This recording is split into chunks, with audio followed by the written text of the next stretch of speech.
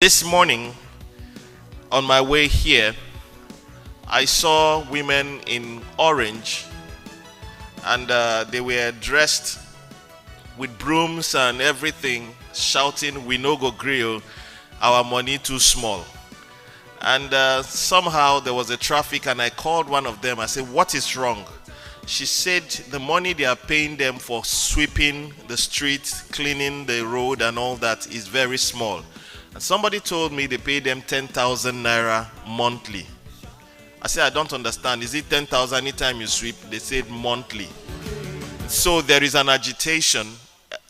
There are women, mothers, and if their request is not granted, it can spiral to something else we might not be able to manage. Everybody has an interest. Everybody has a grievance. How can we have a system that can address, to a relative extent, bringing justice, fair hearing, as the case might be? So you're going to tell us your name. A mic is going to move around. We'll do that quickly before the chairman walks in. You tell us your name. Tell us the organization you represent. Then tell us, what do you think we can do to correct our justice, social justice system in Nigeria? And when we talk about justice, look beyond the legal space. Justice starts from our homes. Justice starts with how we treat one another. So before it even translates to the legal institution. So on this note, get ready to clap anytime somebody speaks. And please don't talk more than 15 seconds. My name is David Ibrahim. I am from Nigeria, and this is what I want can be done. We have a special secretariat here that is going to be documenting conversations, and we'll tell you what we'll do with the conversations as soon as the program begins formally. So this is pre-commencement of the event. Thank you very much. I am here. We're going to be anchoring this event together. Please help me welcome Magnificent Eze. Let me bring her up quickly to say hi to us. Please put your hands together for her. Can I have a microphone? Thank you. This is the first time I'm hearing somebody bear magnificent, and she's really looking magnificent. If she is, please put your hands together for her. Her voice sounds magnificent also. Can we hear you? Hello, ladies and gentlemen. Please appreciate yourself. Thank you so much for having me. My name is Magnificent, and I'm here with Sir Daniel to be the MC of today's conference. Thank you. Thank you very much. So we would like the mic to go around randomly. I see some very wonderful ladies. They've been very responsive to me since I came. So let's start with them. Please put your hands together for them. Let's have the mic, please. Yep. Take it to them. Take it to them. So move the mic around. Yes. So have you ever been a victim of injustice before, Magnificent? So we'll keep bending. I'm sure at the end of this program, I will need a massage. But can it go up in any way? If not, we'll enjoy it. Thank you very much. Fortunately, we are both not very tall. All right. So let's start with you. Good morning, ladies and gentlemen. Morning. It's a pleasure to be here. My name is Barrister Faith Dimka. I'm a superintendent of police, and I'm from the Legal and Prosecution Section Force Headquarters. What can be done to improve social justice? Social justice is a very broad term. Generally, it relates to inequality and on different spheres. But one thing I know is that we cannot address inequality alone. There must be strategic collaboration between organizations to ensure that this is achieved. Thank you very much. It's a pleasure to be here. Thank you very much. I sensed it. You are a lawyer. I sensed it. That's why I gave you the mic first. So I'm going to be careful the way I speak. And so please put your hands together for her. Thank you. Next person, please. Good morning, all. My name is Ogechuku Ibenebu. I'm from the Legal Aid Council.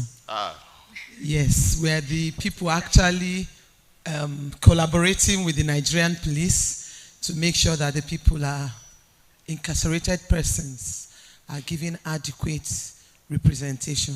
And that is one of the most germane things we must do to ensure social justice. People-centered justice is social justice. Wow, I love that. People-centered justice. Thank you very much. Next person, please.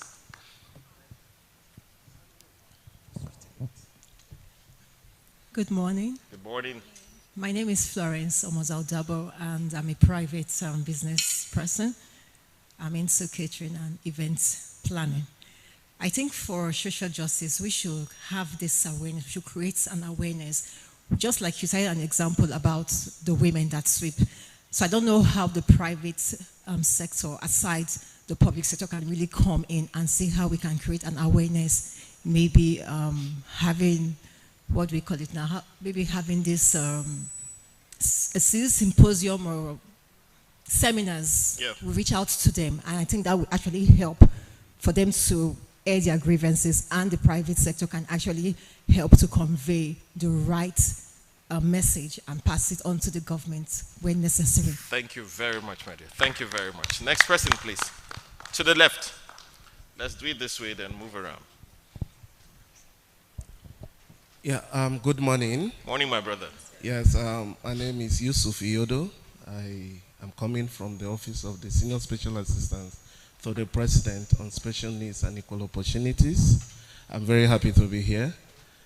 Addressing social justice, I think that the beginning is to recognize that the right of everyone matters. Say that again. It's recognizing that the right of everyone matters. Can we all echo it together? One to go. Recognizing The right of everyone matters. One more time. Recognize that the right of everyone matters. Those of you that are not talking, I'm marking your script. I will fail you. Thank you very much. Please put your hands together for him. How is the president doing? It's very well. All right. We'll get to you very soon. We'll get to you. Good morning, everybody. Good morning, my dear. My name is Clementina Okon. I work with women with albinism.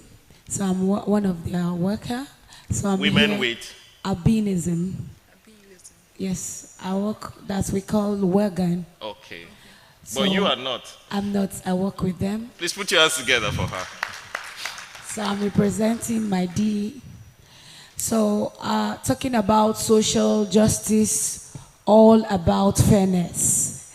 Fairness in terms of making everyone equal. In terms of in the space of disability, we must be equal with every other person. So that's my take in social justice, fairness. Is it possible in Nigeria? It's That's why we are here. We will talk here. it. Please put your hands together for Clementina.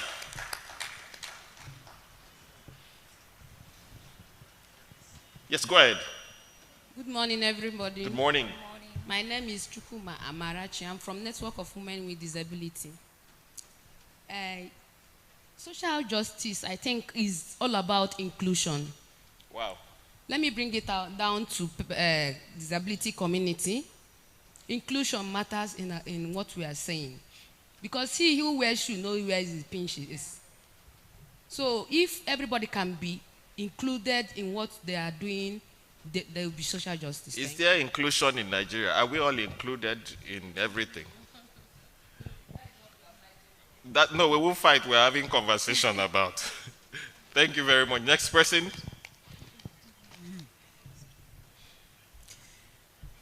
Good morning, everyone. How are you? How are you?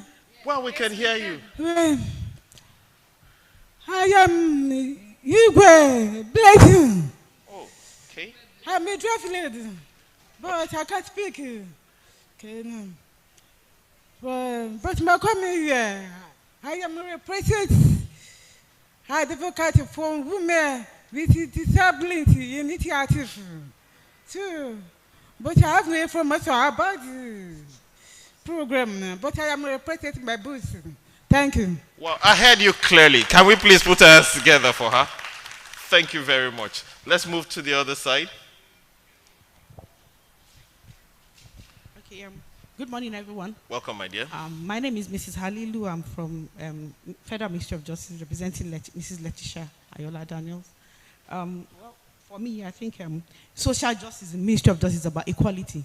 You know, opportunities, giving everybody opportunities to get justice, equality in everything. So, thank you very much. Thank you very much. Please, can you tell us which office are you from again? Ministry of Justice. I'm representing Mrs. Ayola Daniels from Administration of Criminal Justice and Reform. Wow, you're welcome. It's good to have you here. We're going to be talking to you a lot and asking for help too. Thank you very much. Please put your hands together for her. Thank you. Good morning, everyone. Good morning. My name is Obiama Madu Udalo. I'm the Executive Director at the Balami Foundation, IBF. For social justice, from our own point of view, we deal with reaching out to those who are relegated in the society.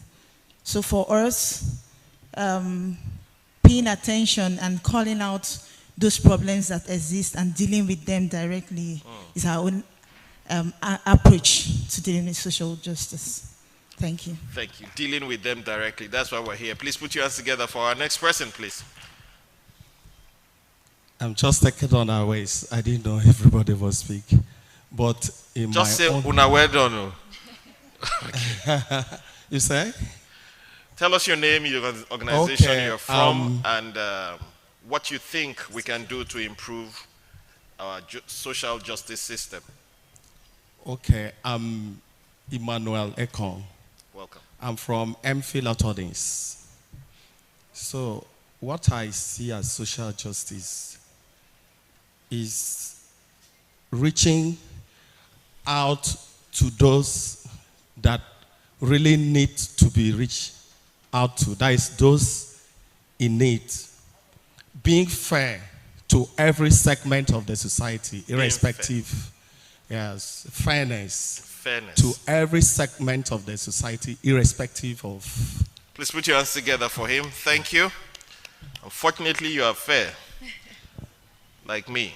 Next person, please. Good morning, everyone. Good morning. My name is Usman Adejo Michael. I represent DSPG, that is Daniel School of Politics. My view on social justice is action. We're in a society where we talk so much about, we know, the people knows, and we also know the government knows the need of the people. We know what it means to bring up social justice, but we do not take action. Action. So Please I put think your hands action together is the for him. keyword to this. That's why we're here today. As we talk, we take action. Thank you. Thank you very much. There's going to be a lot of follow-up actions after our conversations. Good morning, ladies and gentlemen. Good morning, my brother. I'm from the Daniel School of Politics and Governance. Like the your first name speaker, is very important to this conversation. Yes. So let's hear your name. So, like the first speaker said, your name. The barrister, Auro Nicholas. I said it earlier. All right, thank you. From the Daniel School of Politics. All right. Like the first lady said, the barrister, he said the word is broad. So I want to look at it from the point of patriotism. The truth is that we are not patriotic in this country. From the head to the bottom. There's no love for the people. There's no love for the inhabitants. So this thing affects everything. So I think to get it, we should be patriotic first. Other nations are doing well because of patriotism. One American man can cost American government to spend billions to make sure he's taken care of, to make sure that anything that happens to him affects the country. So they want to solve it. But in this place, it's different. And that is why we are having this problem, and we are talking every day social justice. We are talking about corruption. Thank you. We can't say it all. Thank you. Thank you. You mean Nigeria cannot stop for one Nigeria? It's not easy, sir, the way it is now. We'll stop for you. Please put your hands together for you. Thank you. I love my country. Good morning, everyone. Good morning. How are you? My name is Richard Adipa from the Daniel School of Politics and Governance. Social justice for me is carrying everybody along. Okay. Like somebody said, those who are marginalized, ensure that their voice is being heard, and what is due of them is given them. Thank you. Thank you. Carry everybody along. We will try our best. Good morning, everybody. Good morning. My name is Abiodun Adedokun, and one way to improve social justice is advocacy. We cannot stop but to support. And how do we advocate or how do we support this social justice? Is by educating. Because we cannot remove education. When we talk about educating, we educate all classes, all categories, even starting from the children. Because it's one thing to say, oh, they are right, but do we know our rights? So we cannot take away that education. It is by advocating, it's by educating and putting out, stating what our rights are, is us strengthening our voices and enforcing equality. Our rights and enforcing our rights. Thank you very much. Next person. Good morning, everyone. Morning. My name is Comrade Innocent Christian Oyekachi. I'm a good citizen of Federal Republic of Nigeria and a student of the SPG. I think in social justice, the common man has lost hope for social justice. And I think action should be taken and you should get to the common man. Thank you. You're not a common man, I'm very sure. Thank you very much. Next person, please. All right. Good morning, everybody. Good morning. Yeah, my name is Aloysius Emmanuel, and for me, I think social justice is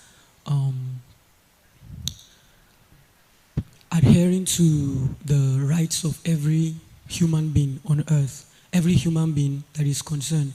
So we shouldn't give a space whereby some people are excluded from some particular maybe gains or things that are meant to be for all, but then it's shifted to one particular group and then it is being divided.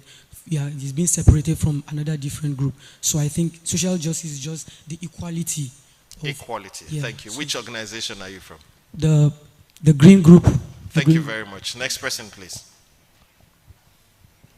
Good morning, everyone. Good morning. My name is Victor Odo, and I'm a member of the Green Group Nigeria.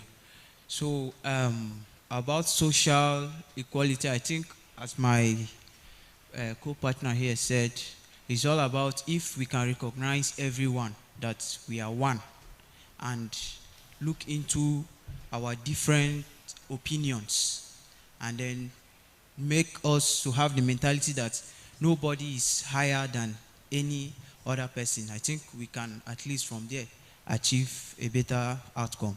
Thank you very much, my brother. Next person, please. Good morning, everyone. Very good morning. My name is Joshua Emmanuel from the Green Group Nigeria. And what I will say is about social destinies, empower individuals and then create more opportunities for the people involved. More opportunities. Yeah. Thank you very much. Please put your hands together for him. We'll just take 3 persons that just arrived. Okay. All right, go ahead quickly. Good morning, everyone. Good morning. My name is Abakar Usman. I'm a software developer from Seed Builders Innovation Hub. I didn't actually plan to be here today. I was here for another conference. But then the conference is actually on 10th September, not 9th. But then I came here and I saw social justice and really, I was interested and I came in here and I sat down. Now, in terms of social justice in Nigeria, I feel like in Nigeria, a layman really has no rights per se. He isn't able to compete with someone who has a high status or a lot of money. Okay. So in terms of achieving social justice in Nigeria, I feel one way we can tackle that is awareness. If there's a lot of awareness, a lot of people are actually, a lot of people are aware, the big boys in Nigeria, that's the government and a lot of people. Are you the small boys? I'm the small boy. We are the it's only you that is small. Yeah, big boys. Go ahead, please. All right. So, if there's a lot of awareness and a lot of pressure to actually bring these people on board, to make sure that everyone has equal rights, and then the layman and the big men, all of us have equal rights, and I'm sure we can achieve social justice. Thank you. Thank you very much. You are a software developer, you said? So you are going to come up with a software before we leave that is going to help us achieve social justice. All right, let's take some of the persons that just came in, pick 1 or 2 so that we can cut to the next point quickly. Good morning. My name is Obed Innocent. I'm from DSPG. So I think mostly we'll have to narrow down to the constitutional provision for the common citizen. If there is such a provision for social justice, then we'll look at the process of enforcement and the parastatals or structures that have been set in place to implement these laws that creates the provision for social justice. How effective are they, if they are? If they are not, what should be done in order to ensure that such a provision is made available and then properly enforced? Thank you very much. Thank you very much. Please put your hands together for him. Okay, we'll take 2 persons more. Quickly, let's meet you. Yeah. When you come to an event like this, always show up and let your voice be heard so that you don't get back to your room and say, I don't like this country. Now talk. This is the country. And I'm going to tell you why you need to talk, because there's going to be a thorough post-event sequence that will follow up. And every conversation here will be properly documented and sent to relevant individuals and institutions. And I'm sure you're going to have a copy of that white book. So let's meet you, my brother. Yeah, good morning. My name is Godfrey. Are you leaving your seat? Yeah, I think so that the camera can see you. Can see me, sure. Let his voice be heard. Please, camera, he wants you. Yeah, it's okay. Are they seeing him now? Yeah, I'm sure he can see Okay, me. they can see you. Yeah, Zoom into him very well. Thank you. The name is, I like you, my brother. Please clap for him. I'm sure what you want to say is very important. Everybody stop moving. Let's hear you, my brother. All right, thank you. Good morning. The name is Godfrey Eshemoge of Arise News. Oh, from Arise News. Sure. No wonder. Okay, talk now. Yes, basically, just like the American slogan that says, Black Lives Matter. I want to use it, just put it to the Nigerian setting, to just say social justice entails, can be summed up to mean all lives matter in Nigeria. Beautiful. Irrespective of your status, Beautiful. irrespective of your religion, irrespective of the political party you belong, irrespective of what you believe in, irrespective of what you like, your likes and dislikes. So every life in Nigeria should matter. So that is what I can sum social justice to mean in my own view. Thank you so much. Thank you very much. All lives matter. Thank you very much. All right. Good morning, everyone. Good morning, my sister. My name is Elizabeth Wiki. I'm a lawyer, and I'm from ETU Wilson. How come all the lawyers are congregating in one place? I'm going to move you people very soon. Thank you. You're welcome, my dear. Thank you.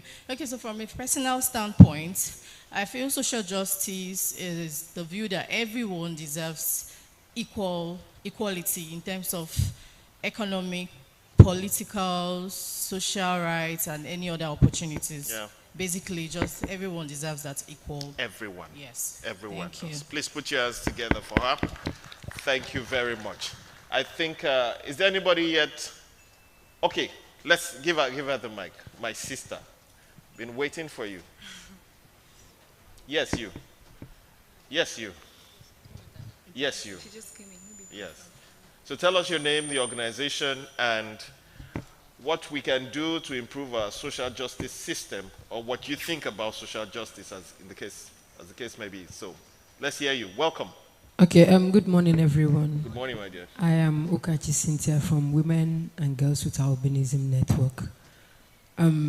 Social justice is simple from my understanding. It's simply the availability of every right of a human. Equal respect, equal opportunity, equal access for every human being. That's my understanding of social justice. Equal, equal, equal. Please put your hands together for her. Thank you very much. Okay. All right, for want of time, we will stop here so that we will prep ourselves properly for what has already started. And from the points everybody raised this morning, something is common, we have a common denominator in this conversation. We hear key words like equality. Everybody should be carried along. And while you were saying that, I was scared, and I started to check how possible is it.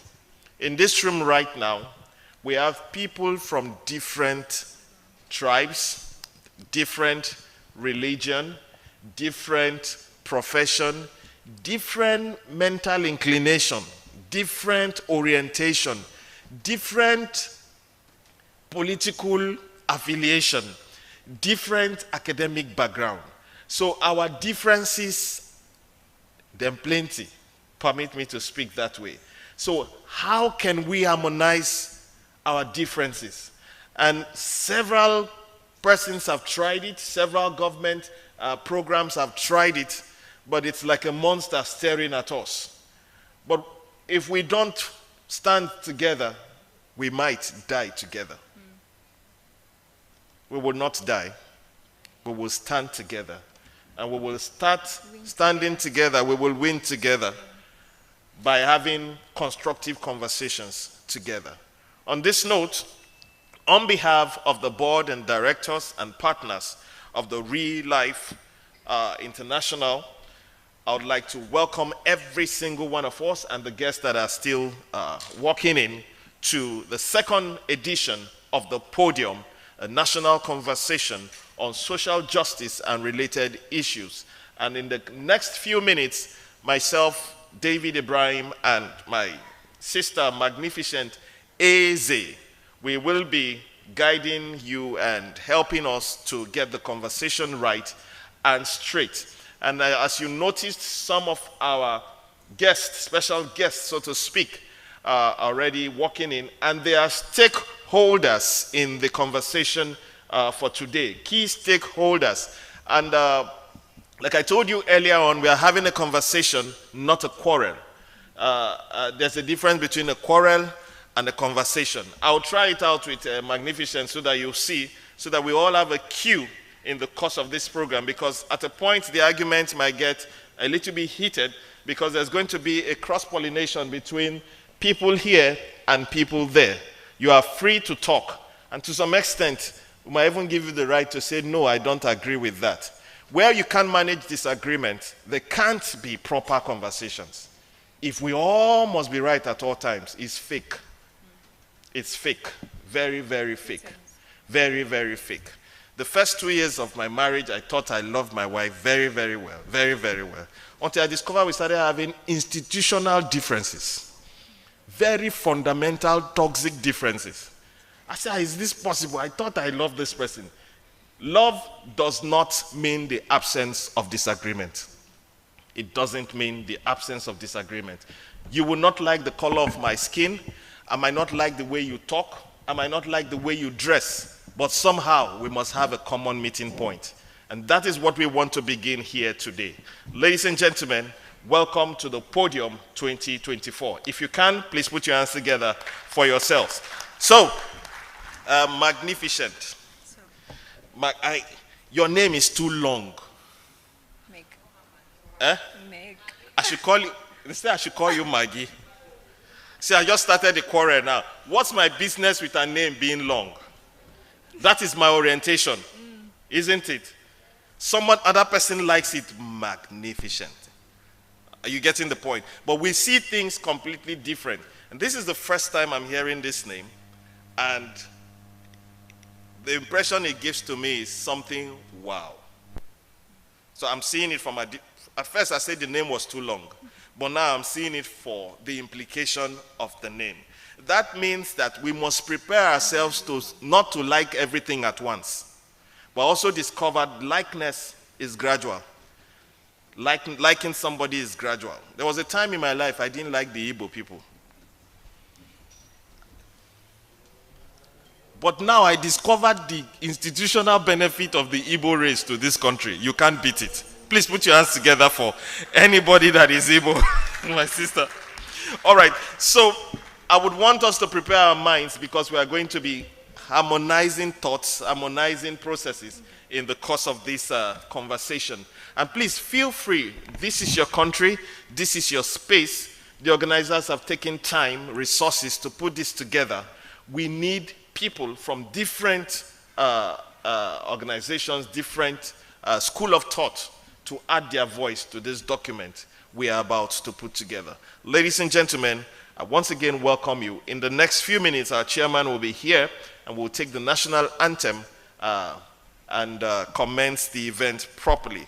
I'm excited to let you know our keynote speaker is right here, fully seated and ready to disburse and deploy what he has in stock for us. At the right time, to follow protocol, I am going to call names and properly recognize them.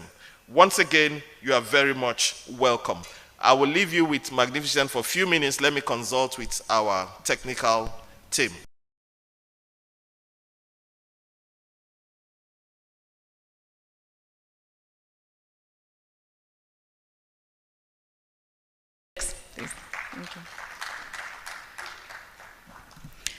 So there's this slogan that always stick with me, and it's that people do not care how much you know until they know how much you care. I'll say it again. People do not care how much you know until they know how much you care. So for me, social justice, is caring for every single person. Every single person. As much as you care for yourself, you should extend that care to every single person you come across. So I'd like us to really appreciate the convener of this event, this conference, and the person of Ambassador Felix Agbo. Please appreciate him.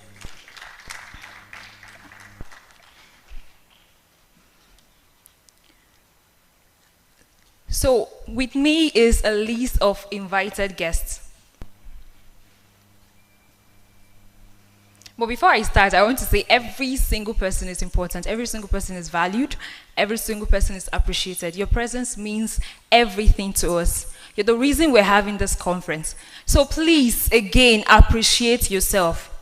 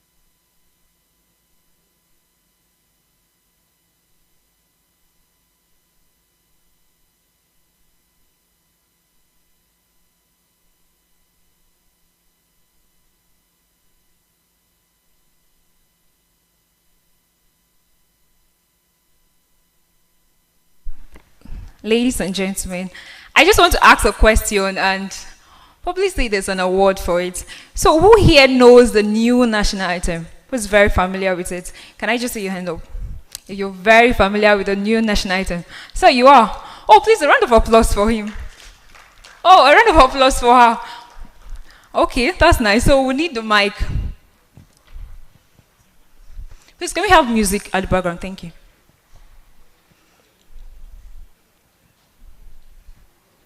Where's the mic? Okay, thank you. Please, can we rise as we take the national anthem?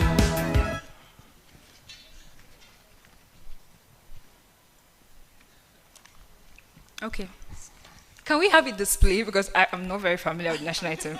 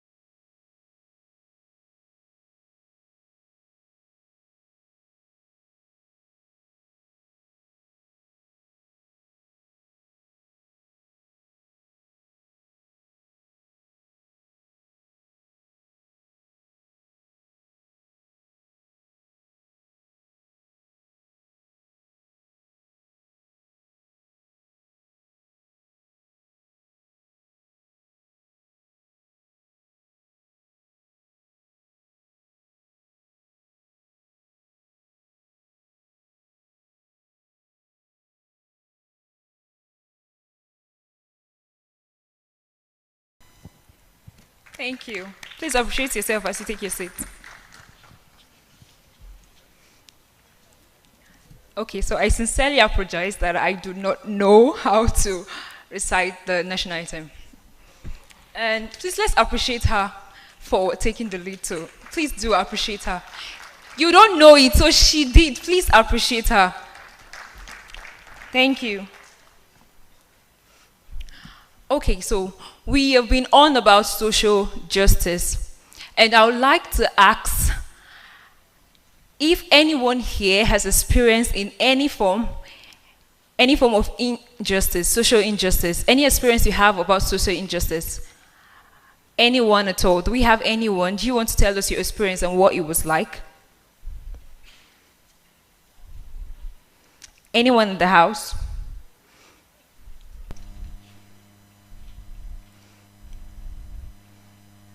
So we say we all been treated socially fair. That's good. I'm proud of my country. Please, let's appreciate our country, Nigeria.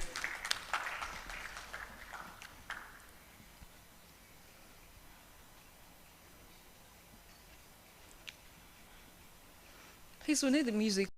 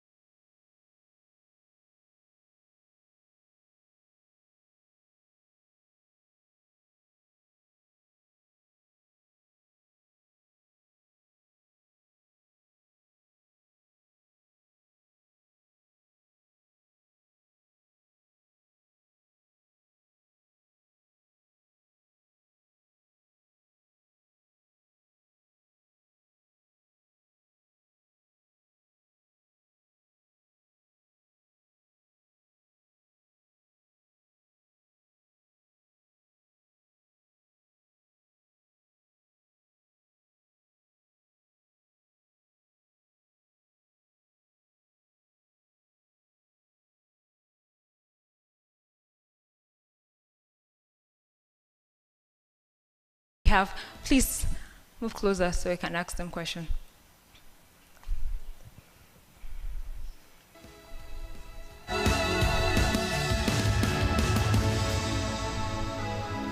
Okay.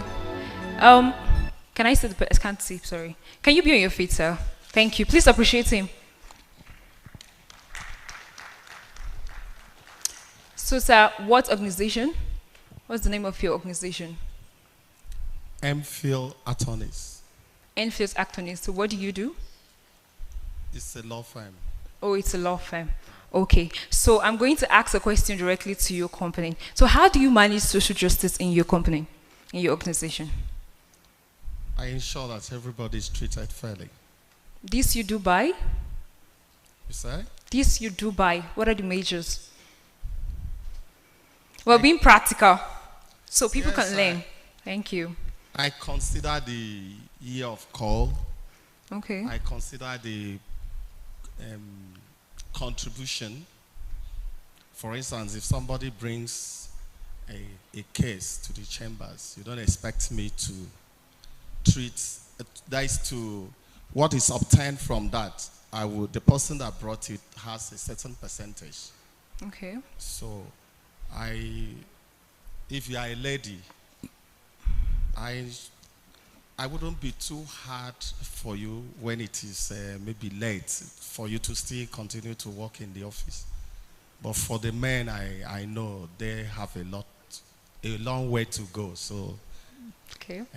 Stronger vessel, you mean? Yes, yes. No, not really. They are to take care of families tomorrow.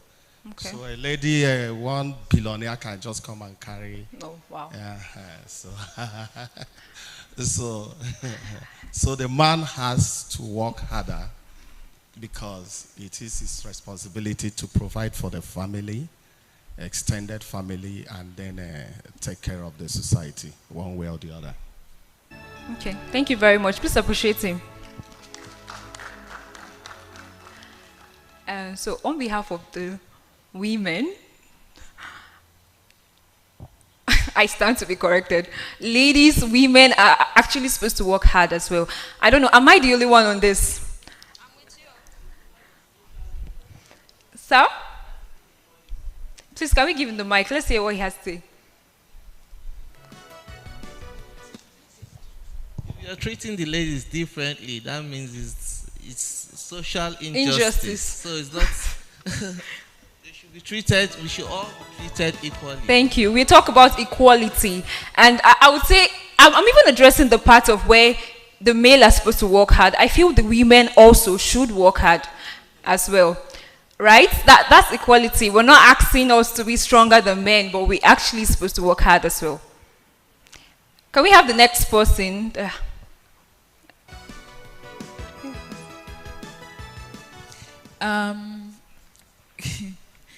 You said the women should work hard, but the women are already working hard. So I think that what we should be pushing for more should be equity, not really equality. Because the women are already doing a lot. Aside even the biological process that women have to go through that men do not even understand. We still contribute, we still work 9 to 5, just like the men. So we're already working hard. I don't know what other work you want us to do. I mean, you see women going to the market in the morning. The early morning market, vegetable market are women. The women still go back and take care of the children. So if we even look at the job, the women work more than the men. So I think we're already working hard. I think it's time for the men to actually step up. Thank you. Oh, wow. Okay, so when we were discussing, Mr. David said something. He said, we'll have a disagreement, right? But that is not an absence of love. So this is actually a disagreement. This is coming from different angles. So just to correct what I said women are supposed to work hard. I'm not saying women are working harder than men or they should work harder than men. I'm just saying, I'm trying to correct what he said when he said men are supposed to work hard. I said women as well are supposed to work hard. So it's not saying they have to be more than men, but they also need to work. So right about now, I'll just invite Sir David to join us. Join me. Thank you.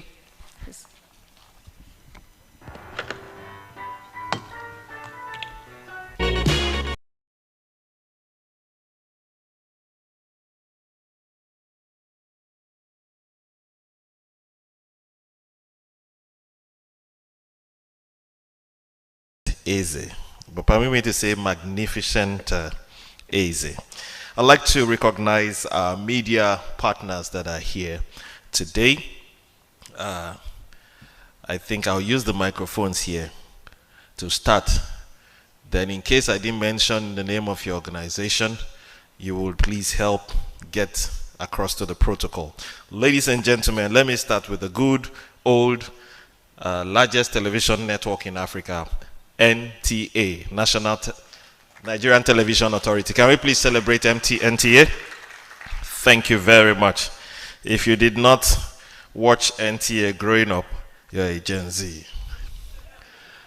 Please help me welcome one of the fastest rising news platform in Africa, and they might even say in the world, Arise News Network. Can we please put your hands together for Arise?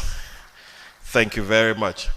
And also, we have one of the outstanding news platforms in Nigeria today. Please help me recognize TVC News. Can we please celebrate TVC News? Thank you very much. And of course, we have the Voice of Africa here, and they are quite consistent with the narrative of this event this morning. Ladies and gentlemen, please help me celebrate Africa Independent Television, AIT. I am very sure there are quite a number of other media outfits here. We will properly recognize them, even if their microphones are not here right now. I'm sure we have people from the print media, radio houses, as the case might be. Please put your hands together for all of them combined. Your name was mentioned, it wasn't mentioned, just celebrate. Now, the essence of taking the pain to have proper media representation here is because this is not a gist we are going to have. It's a conversation. There's a difference between a gist and a conversation. You can have a gist after dinner on your covert and just discuss things, and they are not properly documented. But we want posterity to recognize the conversations that is transpiring here this morning. And that is why we are bringing together these powerhouses in terms of media in Nigeria, such that this conversation can be properly disbursed and transmitted to homes and corridors of power, as the case may be. So I would like to request, when the time comes and you need to talk, pick your words carefully, because your words can alter or add color to the conversation, as the case might be. And like my sister Magnificent said, whether you are here or you are there, there is equality. The difference is positioning. All of us cannot sit here. But if you are there, your voice will be heard. If you are here, your voice will be heard. The moment you have a microphone, we'll tell all the cameras to focus on you. Is that okay? So please put your hands together for yourself, whether you are here or there or there or here. Thank you. Any moment from now, I will be calling out some names for us to know some of the persons that will lead the conversation as we proceed. So, but before then, I would like to announce to the House, and I'll say it again when the chairman arrives. I've been informed that he's almost here. We have a secretariat in this event headed by somebody that deserves to head that position. Why do we have a secretariat? So we have a secretariat because every conversation here is going to be properly documented, and we are going to create a white document that we are going to send to the president, to governors, to ministers, to captains of industries and related institutions. So a few weeks from now, you are going to be seeing a document, white document, moving around that encapsulates all the conversation that transpired here this morning. So whatever you say is very important. Ladies and gentlemen, I'd like to recognize our secretary heading the secretariat for this event. He is a gender rights advocate and the coordinator NGO Save Society for Women and Girls. He also has over close to 20 years experience in writing, local and international as the case might be, and he deserves to be the one to pen down and also coordinate the documents that are going to come out from this event. Ladies and gentlemen, please help me welcome our brother, Joe Nathan. Please put your hands together for him. Please be on your feet. So know that there's a secretary monitoring you, and there are several other persons that will be working with him. When the chairman comes again, we are still going to recognize his person, so that we understand that this is not a gist we are about to have. We want to have proper conversations, very, very proper conversations. Now, I would also do an introduction, though off protocol, but it's still very necessary because we want to talk here. Somebody is going to be our keynote speaker.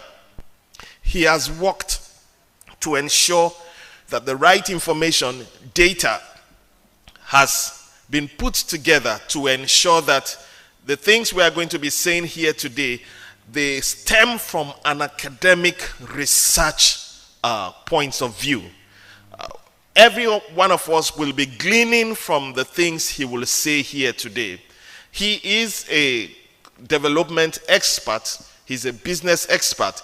He's a talent manager. He's a people manager as well. And fortunately also, he contested for the office of the governorship in a particular state in Nigeria. So he has a broad spectrum understanding and experience, so to speak, having to do with justice in all its ramifications. Ladies and gentlemen, he is set to dish out a content that every one of us should get ready to pick out ideas from. And should you disagree with him, in the academic world, nobody is has the monopoly of knowledge.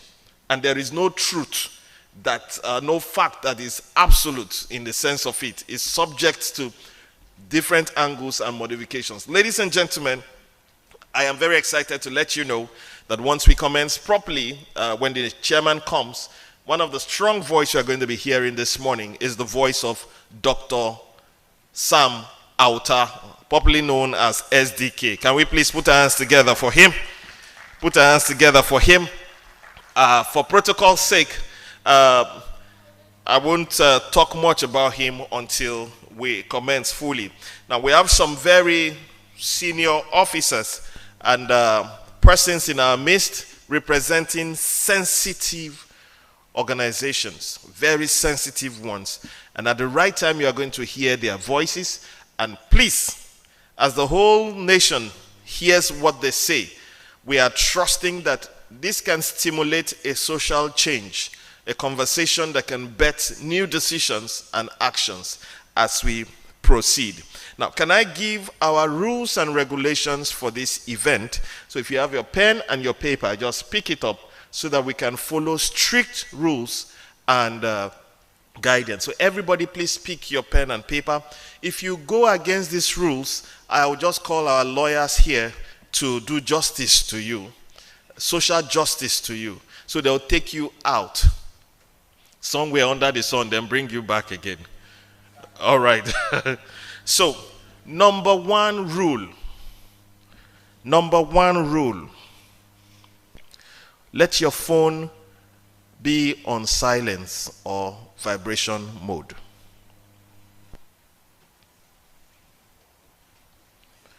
I have been in meetings when somebody was supposed to make a very important statement, then one China phone just rings.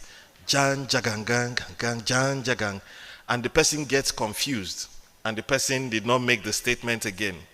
So I want to appeal to us, let your phone be on silence.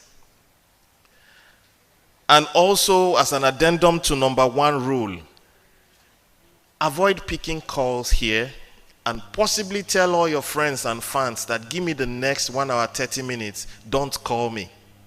I'm in a serious national meeting. That will be very wonderful. Because we have a culture in Africa, not just in Nigeria. You see somebody pick a phone. I've seen it in a big event. He picked the phone on stage and say, Osaro, where are they for program? They disturb me. They disturb me. And he's shouting, and the microphone, Osaro. He's already disturbing the program. When I see somebody do that, instantly I know the person needs social help, not justice at this time. So, number two. Please, when somebody is speaking, don't interrupt the person. Is that okay? You don't like what the person is saying, you are not comfortable with it, don't interrupt. Just lift your left hand up, not your right hand.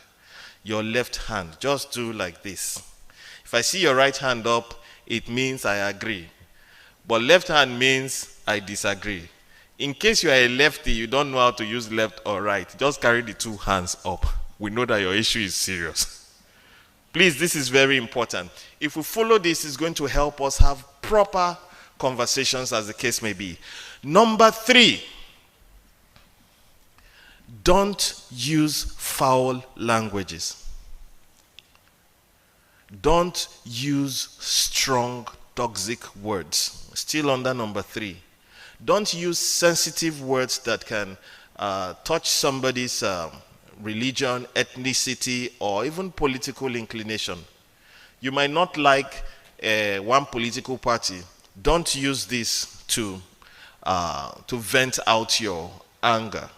So please choose your words carefully. Then number 4, which might likely be the final rule. So when you get home today, tell somebody this is what I learned. Rules of conversation. Number 4, use what we call standard pitch, not high pitch. So in global terms, it's called detoning.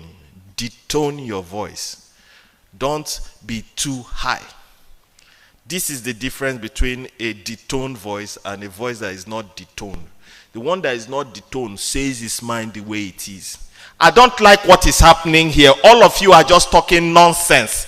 Nonsense. Since this program started, you didn't say anything good about people from the north. People from the north are more important. This is pitch. This is the pitch that we used for quarrel those days in compound. When you hear pitches like this, please call your children inside.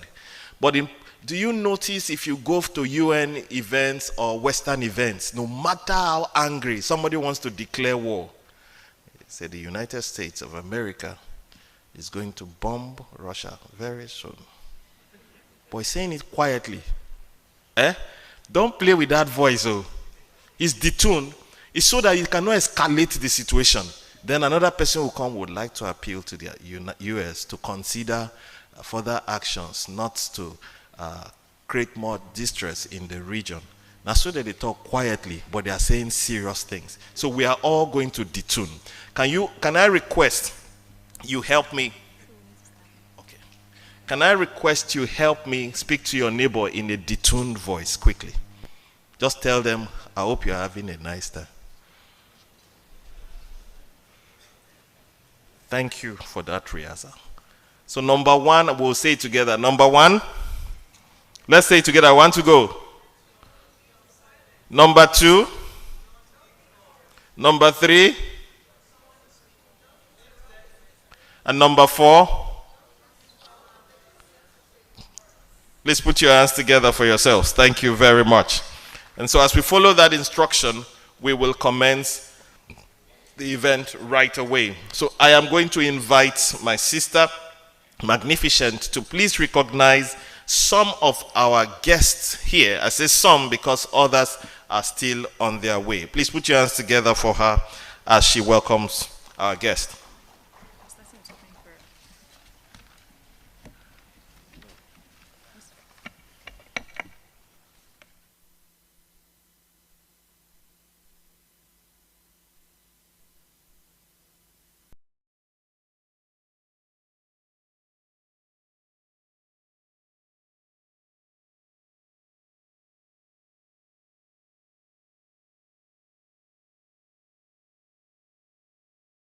I'd like to invite two persons up here on stage for the opening prayers. Pastor Amadi Emmanuel. Pastor Amadi Emmanuel, is he here?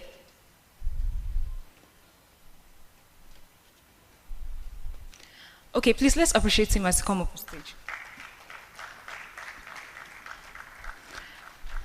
I also like to welcome DC Mina Yaya. Is he here? Please appreciate him as he comes up on stage. Please don't need the mic. Thank you, sir.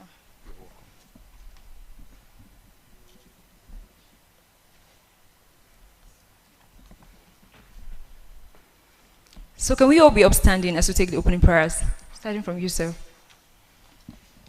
Sallu ala Nabi al-Kareem. Inna Allah malaikatu yusalluna ala Nabi. Ya ayyuhallazina amanu sallu alayhi wa sallimu taslima.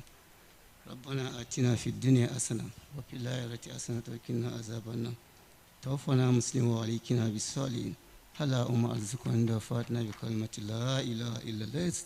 This five Fatiha. What our conversion, as we converge successfully, we depart here successfully. Amen. And what we gather here to do, let it be a successful one, even beyond here. Alhamdulillah Rabbil Alamin, Ar-Rahman Ar-Rahim. مالك يوم الدين إياك نعبد وإياك نستعين اهدنا الصراط المستقيم صراط الذين أنعمت عليهم غير المغضوب عليهم ولا الضالين آمين صلوا على النبي الكريم ربنا تقبل منا إنك أنت السميع العليم وتب علينا إنك أنت التواب الرحيم ولا حول ولا قوة إلا بالله العلي العظيم آمين آمين آمين. In the mighty name of Jesus, it is written in God's word that unto God will I seek, and unto God will I commit my cause. He said, I shall no hurt nor destroy in all my holy mountains. For my people shall dwell in a peaceable habitation, in short dwellings and in quiet resting places.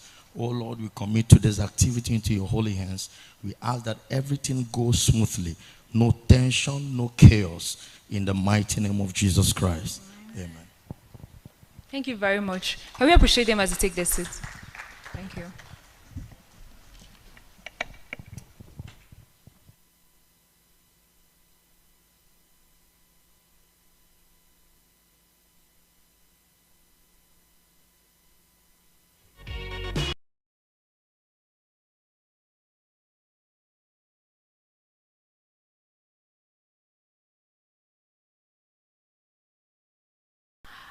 Like to appreciate some special person we have here in our midst, and I would really like us to give a round of applause as I mention their names.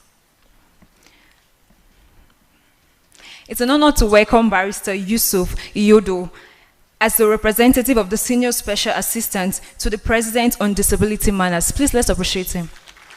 Can we see you, sir? Okay, thank you. Thank you. Welcome, sir. Okay, so the next person is the Deputy. The next person is Benson Abulade Victor. He's the Deputy Controller of General of Corrections. Can we appreciate him, please? Thank you, sir. So we have here Peter Liquat. He's the Ambassador of Belgium of Nigeria. Can we appreciate him? Thank you, sir.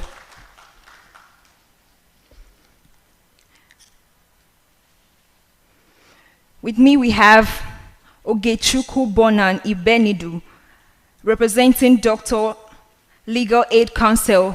Can we appreciate him? Can we appreciate her, sorry?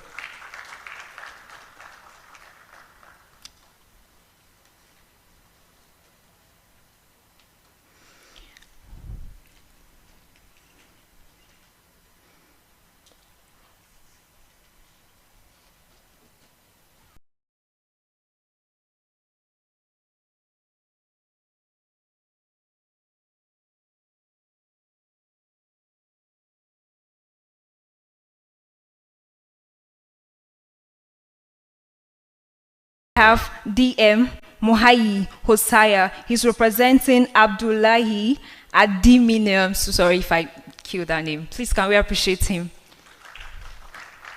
Thank you. Lastly, can we appreciate ourselves? Thank you.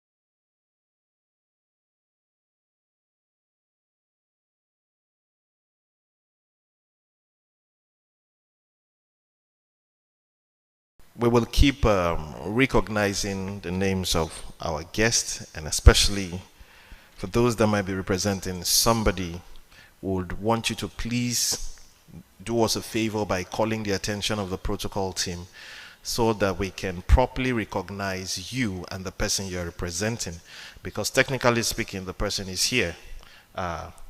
You are just bearing the name and carrying the responsibility of that person.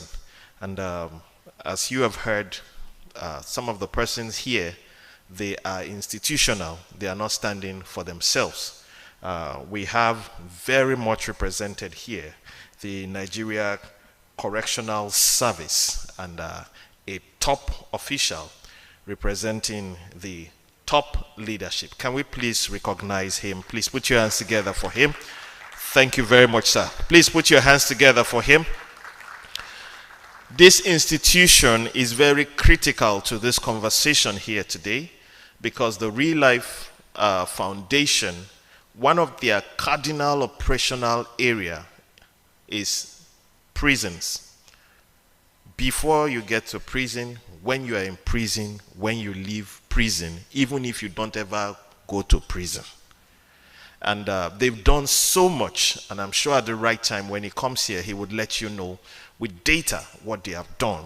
And they've been working with the Nigerian Correctional Services over the years. And if you see some of the pictures and the stories from their activities, you would be grateful that God has raised somebody, an organization like that to speak. We also want to thank the Nigerian Correctional Service for cooperating with different organizations to make the lives of inmates better. Please put your hands together one more time for them. I can't wait to hear you speak, sir. I can't wait to hear you speak. And we also have in our midst here today, he was sent by the boss himself, the IG, Inspector General of Police. So the Nigerian Police Institution is here this morning, and they are critical to this conversation. If you love the Nigerian police, put your hands together, please. I say if you love the Nigerian police, put your hands together, please. If you want the Nigerian police to be better, put your hands together, please.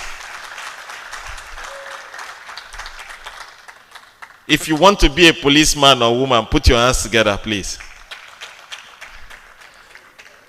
Ladies and gentlemen, we have a very senior man representing the IG here. When I say very senior, that means you can even send the IG pictures right now of what is going on. So that means the Nigerian police is here. Sir, we will talk. Oh. We will talk. But we'll follow the 4 rules. We'll detone. So even if I don't like something the police is doing to the social justice space, I'll say, sir, I don't like you.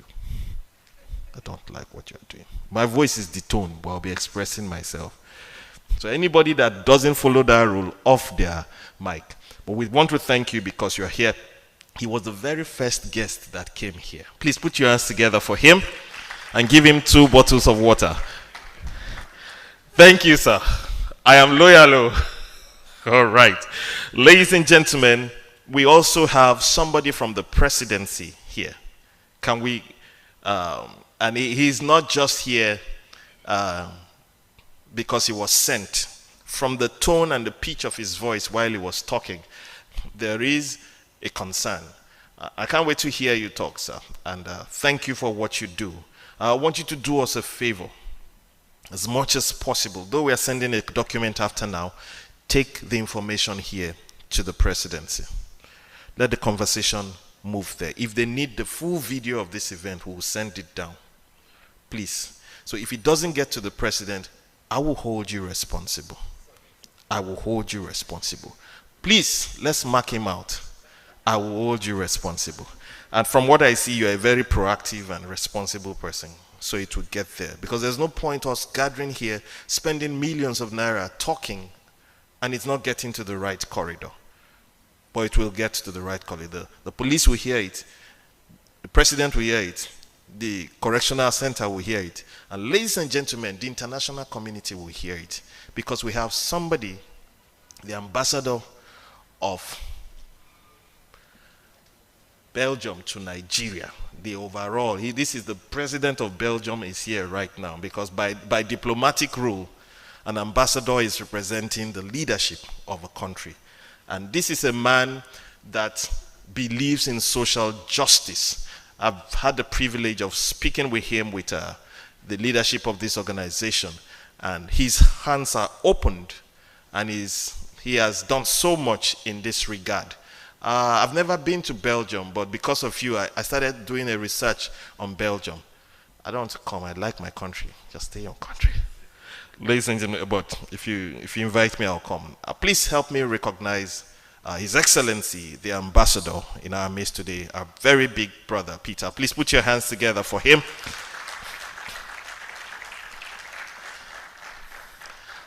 I hope you're having a nice time in Nigeria. You are? All right. Before this event is over, we'll give you a Nigerian name. Yes, we'll decide which name it's going to be, whether a Yoruba name, Igbo name, Hausa name, or Calabar name. So that's where equity will come from. Ladies and gentlemen, I will take a step further by inviting somebody here to declare this event open and welcome us specially. He is the convener and the leader of this organization that has bearings across Nigeria. They've spent intellectual resources, financial resources, human resources over the years to ensure that people talk about the social space, as the case might be. Ladies and gentlemen, the never dying, never bowing, dogged and rugged social space activist and leader. Help me welcome the international director, the Real Life Foundation. I am talking about Ambassador Felix Akboy, to welcome us to this event. Please keep clapping. If you might honor him a little with standing on your feet, it will do us good, because he answered the call. That's why.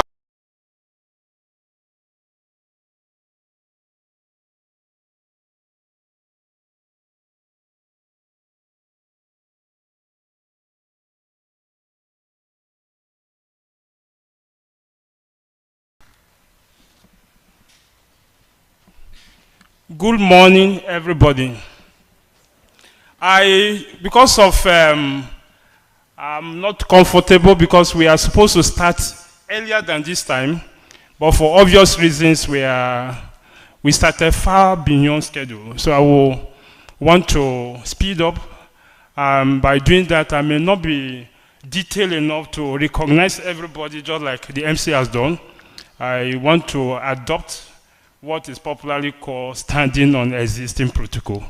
But that may be, I also want to sincerely appreciate some of you who took time.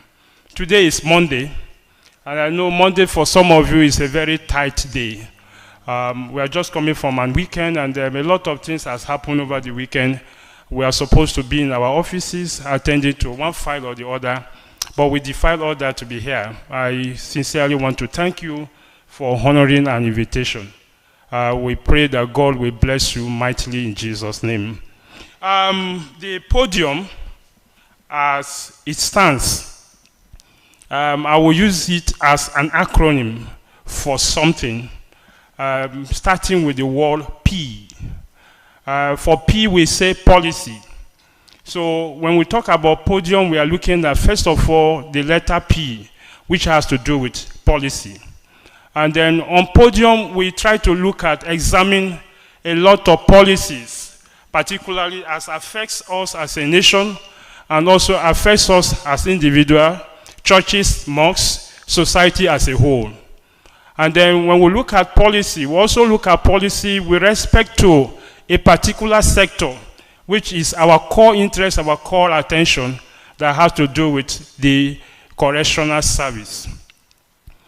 Several of our activities and programs centers around the correctional center.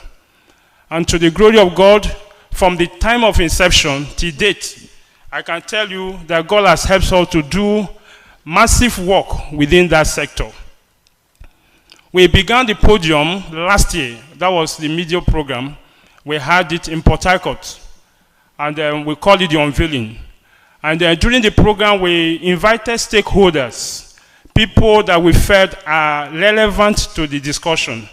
We have the FIDA, we have the NBA, we have the Commissioner of Justice at the state level. We call them Commissioner. We have the police. I think the IG, sorry, not the IG this time, was the CP. We also have other members, just like the Legal Aid Council. Thank God we have a sister here representing, and then other stakeholders. And this discussion centers around what I'm going to talk about, which is the P, policy. So the policy, some of the policy we have seen in correctional service are core concern to some of us, and we felt something can be done. And among all, we are aware that in Nigeria, we have changed prison name from prison to correctional service. And the question some of us ask is there anything correctional about what we have on ground today?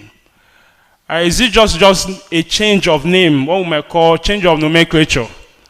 In practice, are there things changing in the correctional center? So as a body, we have been involved in ensuring that we have what it takes for us to have a proper correctional service. In Port Harcourt, where we domicile, we have made tremendous impact in the Port Harcourt Correctional Center. I can recall that before the exit of the last controller of the center, we embarked on a program, and the program we had was to have a collective information and activities for all inmates. We felt that the fact that they are behind bars does not, in essence, term them condemned, even though the court of law has found some of them to be guilty, and then they are bearing the name condemned. Before God, we are still human beings. And so we look at it from two dimensions. We are looking at it from the angle of morality. We're also looking at it from the angle of legality. And so looking at these two together, we consider some policies and to see how some of these policies can be worked on and to be amended. Like I was trying to say, in Port Harcourt, we embark on a program where we have a collective program for the inmates. Every month, we do what we call end-of-month celebration, because we believe that everybody from January to December, among them, there are people who were born in particular months. So we used to have it as a birthday celebration for them. And then as a body, we prepare cake for them. As a body, we also buy a cow for the entire inmate. If you can take by statistics, Port Harcourt prison has the largest population in Africa. As last counting, they were close to 4,000 inmates. So we don't have such capacity in Africa as of today. And so what we are doing was to have an inclusive, interactive session with them. So that was on continuously from January to December. And within us and around us, we are able to get, every month we ensure that we kill one cow for them. We are not just killing cow for them to be happy, but we are killing cow for them to also have that sense of belonging. Because among them, to be honest, there are few of them who are innocent. And that was what gave rise to the book I wrote, An Innocent Prisoner. In course of taking research or researching for writing this book, I realized that by statistics also, we have about 87,000 inmates across Nigeria. It could have been amended, reduced, or added. But within that space, we realized that among this number, 60-something of them, 60-something thousand of them are on what we call ATM. The ATM awaiting trial men. Then among these awaiting trial people, we also have a sector of them who are there on account of what we may feel is not necessary.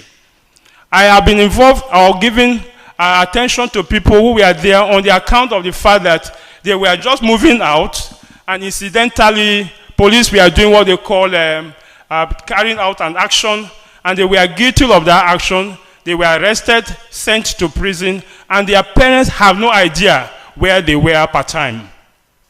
There was a particular young man I bailed from Port Harcourt prison who was there for 4 years, and his parents never knew that he was in prison. The assumption and the conclusion was that he was a dead person. By the time we released him and sent him to his people in a particular state in the east, where we are thrown stone, sand upon. Traditionally, what that means was that this young man is a ghost, but this is somebody we have declared dead. And so we have seen these kind of situations across board. And so we felt some of these policies could be looked into. And so that is what constitutes the podium. So the next one is O, letter O. Letter O has to do with orientation. In orientation, we are trying to create an awareness to make people understand and to see what is happening. Because a lot of people are not aware that some of these incidents are happening in our time.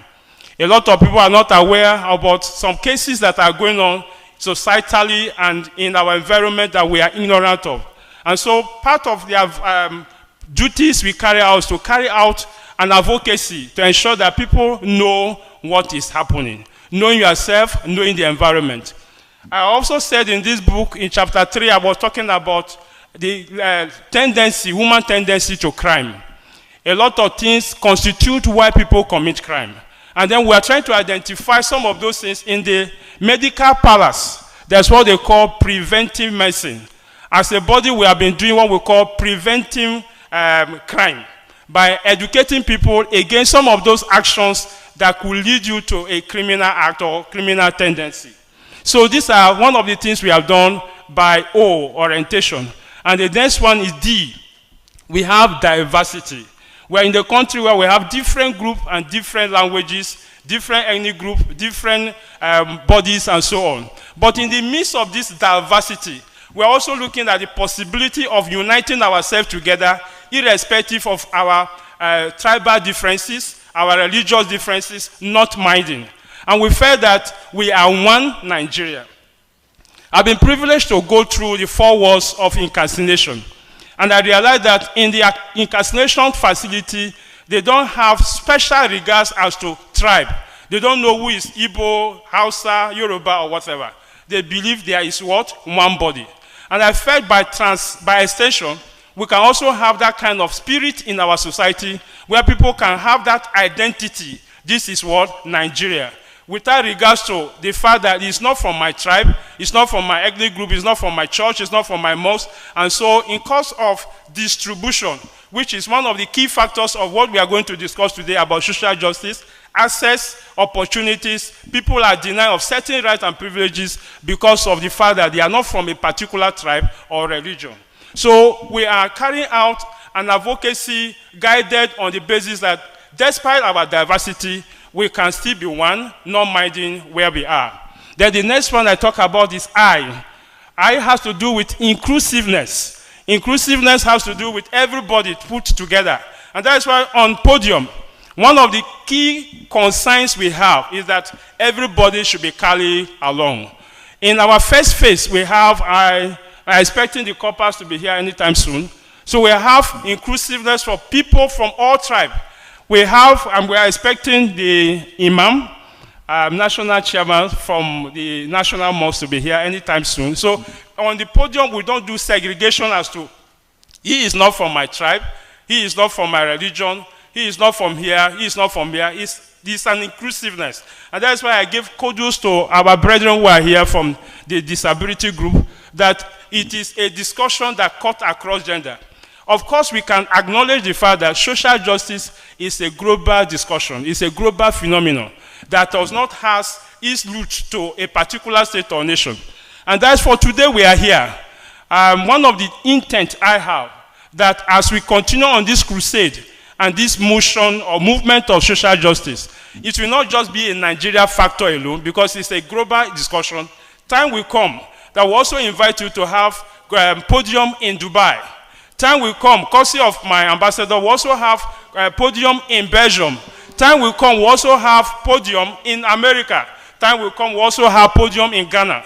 Time will come, we also have Podium across the continents of the world, because it's a continental world discussion. There is nobody, there is no place, and that's why I'm very passionate and interested in this mandate. Because when you talk about prison also, prison cut across all race and gender. There's no continent of the world that doesn't have prison. And then, but the only difference between America and Nigeria, and probably between Belgium and Nigeria, maybe between Poland and Nigeria, between Turkey and Nigeria, and any other part of the world you can mention in relation to Nigeria, is that the policies and the manner and way they conduct their prison facility is different from the way we conduct it in Nigeria. I recall that in course of this conversation, I met with the former, one-time Minister of Interior. Our Minister of Interior, President should have been here, but I was told by the Permanent Secretary that it's with the President. They went out on an assignment. But then I was privileged to meet the then Minister, and I shared with him some of my concerns as to the challenges that the inmates are going through in Nigeria. We drew a comparison between Nigeria and Turkey. And then the comparison was on the ground that in Turkey, we are told that inmates are given an allocation of 50, I'm giving Naira equivalent, 15,000 Naira. What that means is that their feeding per day is a 15,000 Naira feeding for a day. So if a particular inmate decides to eat maybe 7,000 out of 15,000, what is meant with that, the welfare unit of that facility take cognizance of the fact that Mr. A have eaten 7,000 naira out of what? 15,000 naira. So the remaining 8,000 naira will be kept for him for that day. And in the next day, probably he graduate to eat 8,000 naira. What happens again is that they are keeping 7,000 naira for him. So this thing is accumulated over time.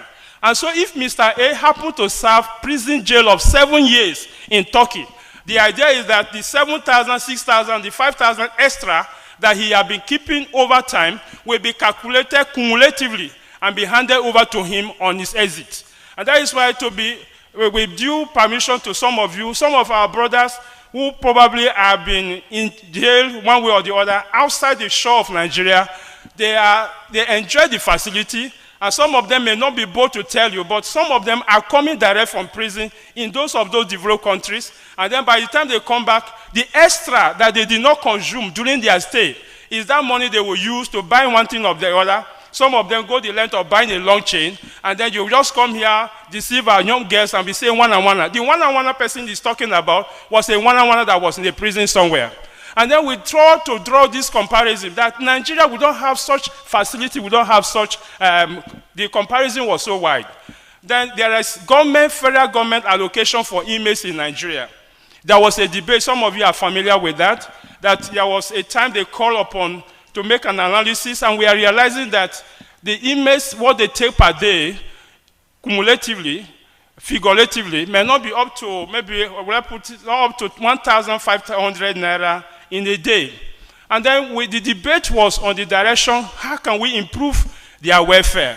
How can we improve things that concerns them?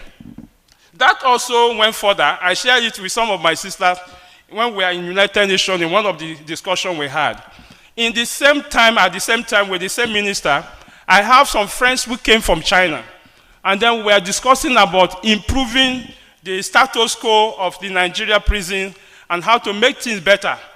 Of course, I'm not saying here, or standing here to say that we are promoting crime. We are not standing here to say that we are encouraging people to commit crime. But we are saying, we are looking at it, I said from the beginning, legality and what? Morality. And so on the human face, we felt there should be something better we can do to aid and to help our people better. I can tell you for free that anybody who goes through the 4 walls of our present Nigeria Correctional Center, most of them come back to the society worse than they went. Because where they are going to, they are meeting cultists, they are meeting herbalists, they are meeting armed robbers, they are meeting people of different character, and we know that evil communication, they say what? Corrupt good manners. And so by the time they partake in those conversations over time, by the time they return back, they are coming back bad than they were before. And so there was one of the advocates by way of policy that the body took as a burden, that why can't have different cells in our correctional centers, where we have a particular cell for people with maybe trivial offense. Take for instance, somebody fought, or somebody is owing somebody, is indebted, and then by the Nigerian law and system, police will still come after you for owing somebody, because probably you are reported to the police and so on. And there are some people who are also in arrears of debt by virtue of economic difference. They couldn't pay their rent, and then they are also arrested for that. And such person with that sound mind is kept in the cell where there is an armed robber, there is a rapist, and there is all these bad people in quotes. And then the conversation goes on over time, morning, afternoon, night. There is no way the person can come back and remain the same the way he was before. So our position was, can we have a cell for people of this class of offense, and then also have a cell for another set of people with this other capital world offense, so that in the course of conversation and interaction, at least there could be sanity in the process. This is one of the drives. So in carrying out this process, some of our friends from China came, and we share our concerns about what is going on in Nigeria and how we want to improve the situation. And they came up with a beautiful architectural design of what they want to do. The Chinese people said they are going to build a standard prisons across the 6 geopolitical zones, 1 in each zone. But the idea is that the government is going to be PPP project, government, participation and all that. But their position was that government should give them the land, they will do the building and everything. And then what they intend to do was that they will have a vast land where they can build a prison in the same premises. There are court areas for them, and then also have a factory, so that the inmates can leave from their cell, go to the factory, work. The factory could be production of plastic, production of slippers, production of maybe some of the things we are buying. I was also told at a time that we import toothpick. Nigeria was bad to that. I don't know of now, but I was told that there was a moment that we are importing toothpick. So some of these small things could be done within that facility, and then the labor cost will be low because it's inmates that are used to produce those products. And so that will help somehow to make them better, so that by the time they come back, they are coming back with maybe a reasonable sum to start business or embark on one thing or the other. That was a sellable idea. And then we felt we cannot handle it alone. We took it to the then minister, and we shared it with him. And he also said he cannot do it alone. He does not have the ultimate power for execution. So we should take it to the National Assembly. And we pushed it to the National Assembly. And the report we got was so amazing that the senators said that if they should implement that action by allowing these Chinese to build those facilities, that one is going to encourage criminality. That over time, a lot of people intentionally will want to commit crime on the basis of the fact that if I go to prison, there is a work for me to do. So that program was buried under the carpet. Till today, it has not resurrected because there is that fear that people will commit crime intentionally in order to go and work, because they felt even in the society, there's no work for them to do. So these are some of the policies and concerns we have that is making us do what we do. Then I talk about I mentioned O has to do with orientation. I mentioned about I, which is inclusiveness. And then U there has to do with unity. We need to unite. Despite our tribal differences, we are still one person. And the last one, M, is motivation. We need to be motivated. The motivation here has to do with be passionate about what you do. I can tell you that the Real Life International Foundation, by way of motivation and courage and passion, have done several things within last year, last Podium, and now. One of them is that our concerns to inmates are holistic concerns. We are not just like every other NGO who goes into prison to do one work or the other. Probably they are just there to send relief materials. They are just there to maybe get concern of an aspect of the inmate. But we do everything. One, we are concerned about their education. There are several of them that are on our scholarship for free. Scholarship, we are paid about 46 inmates, what we call WAEC exams, that are writing exams that we pay for. We also have health care, health concerns. In fact, in Port Harcourt, I told the controller some months ago to give us a portion of the premises that we are going to build an e-library for the students of that center, so that they can have access to materials to read, particularly some of them who are in National Open University. And that project, by the grace of God, we are going to embark on very soon. But we have done that collectively. We have also done customized exercise book that we have given to students in the open universities across, within the Niger Delta and North Central for free. In the Naira quote is over 5,000 Naira, 5 million Naira books were provided to them at that level. Then we didn't stop at that. We also have gone to the health care, the health aspect of it. I think I have witnesses in the house. I won't want to mention them.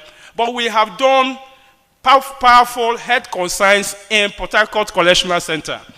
The last one we had, that was in February this year, we had over 46 nurses and doctors. Doctors were about 25, and the rest of them were 21 were nurses.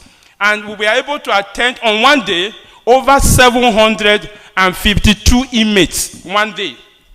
Among that 752, we noticed about 8 of them currently are suffering from HIV. And what we have done, as I speak to you, our medical team attends to them every week, sends drugs to them to ensure that they can survive from that sector. Not just that alone, we also identify about 12 of them who were having what we call anemia. And then we fed at the state they were, if nothing is they are not attended to medically, they could die in the process. Within our reach and within our resources, we are able to attend to 5 of them at the cost of 170,000 per person.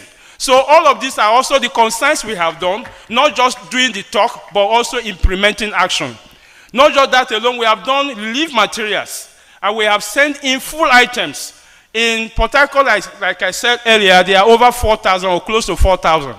But within our capacity, we are able to get full items for 1,200 inmates one day. That implies we are able to give them food to that reasonable. The food was not rice and beans.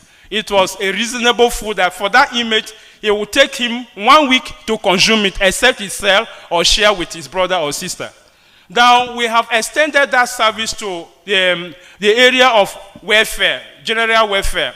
There are several of them too that were maybe by way of court judgment. They have what we call stringent bail condition. And then for the bail condition, some of them cannot perfect such condition. Invariably, it's like you are not giving them any bail at all.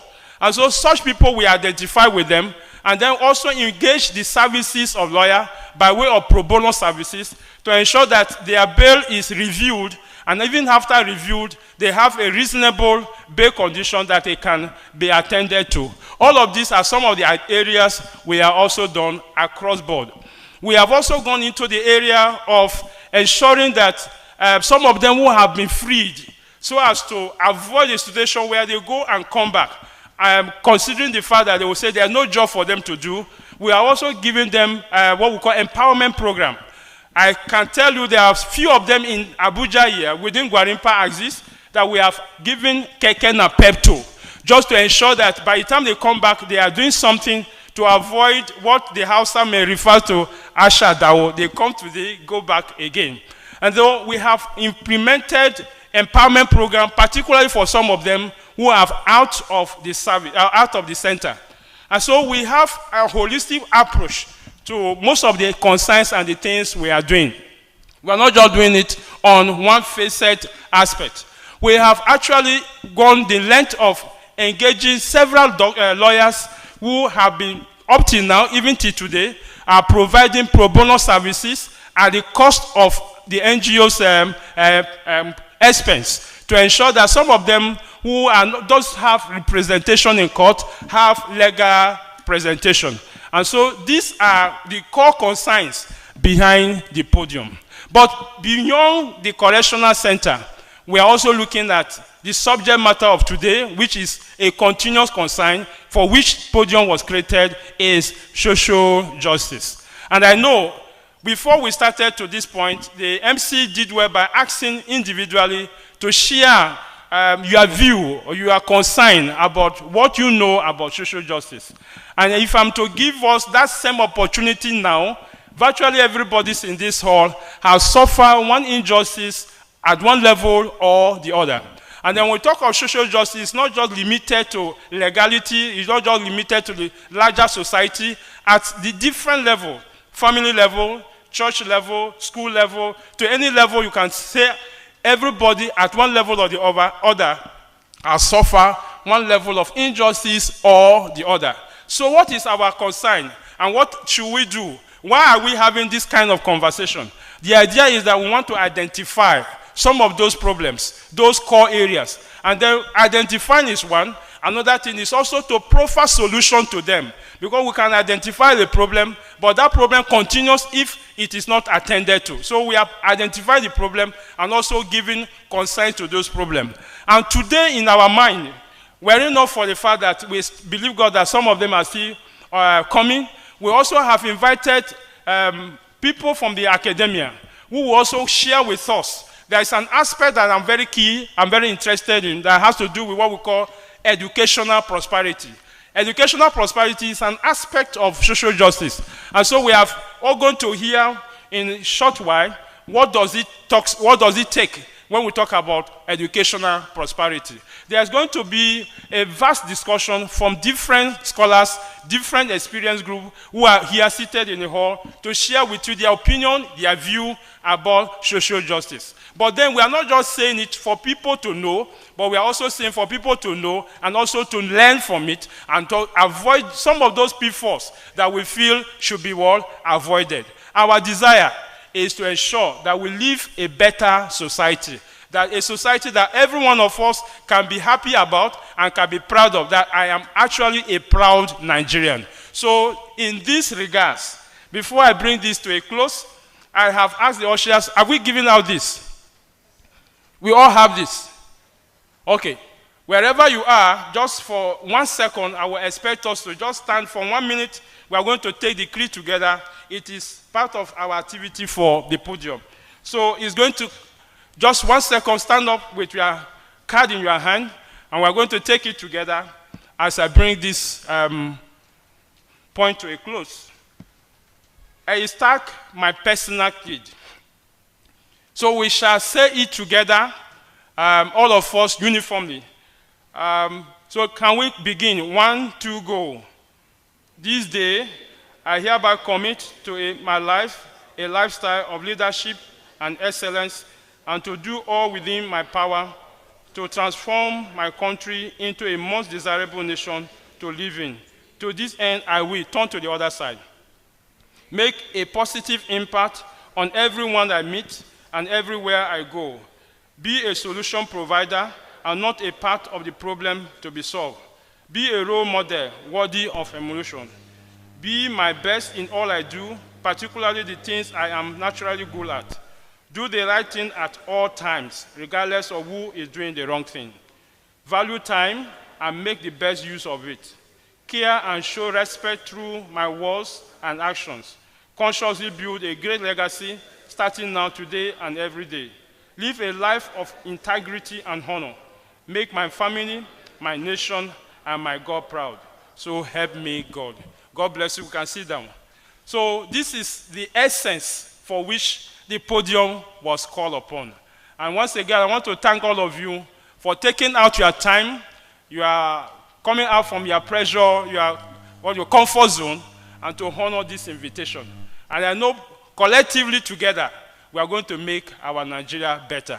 Thank you, and God bless you.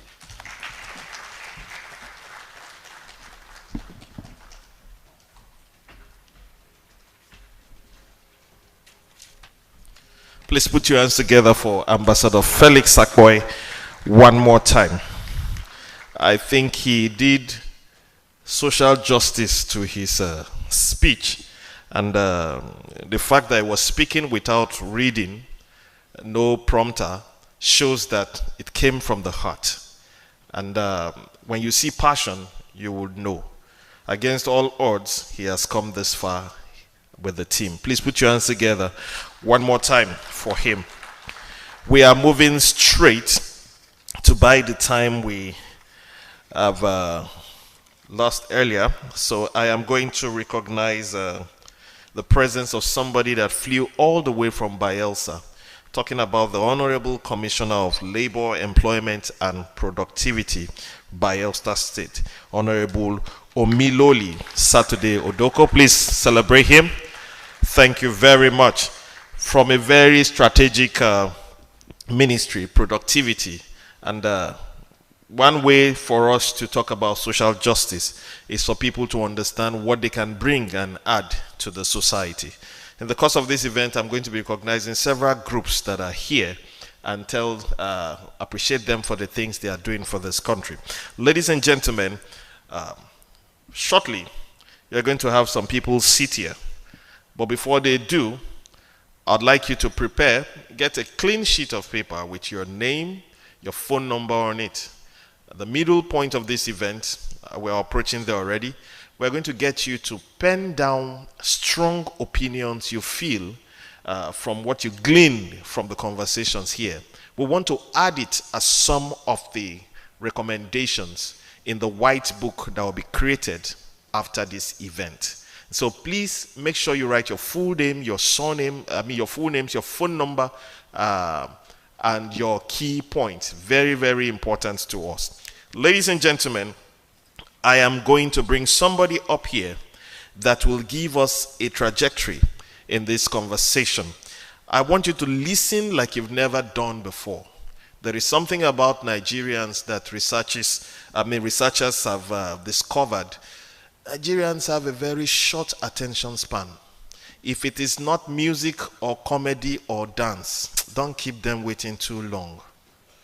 And so we are going to change that narrative here today. We are going to listen attentively. But in the course of doing this, I will look for an opportunity for us to dance to help us bridge that, possibly. Ladies and gentlemen, somebody has prepared a document. That document will serve as a nexus for our conversation this morning. And he has been speaking in the last 3 decades within and outside Nigeria. He has been concerned about human development, national development, as the case may be. Ladies and gentlemen, Dr. Sam Dan Auta is our keynote speaker today. And in case you've heard him speak before, he speaks from his heart.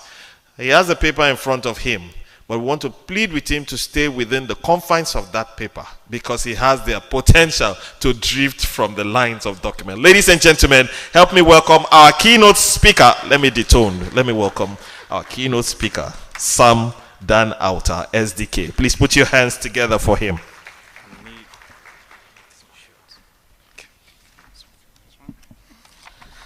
Ladies and gentlemen, good morning to everyone that is here. And I also want to stand on the existing protocols because we don't have much time.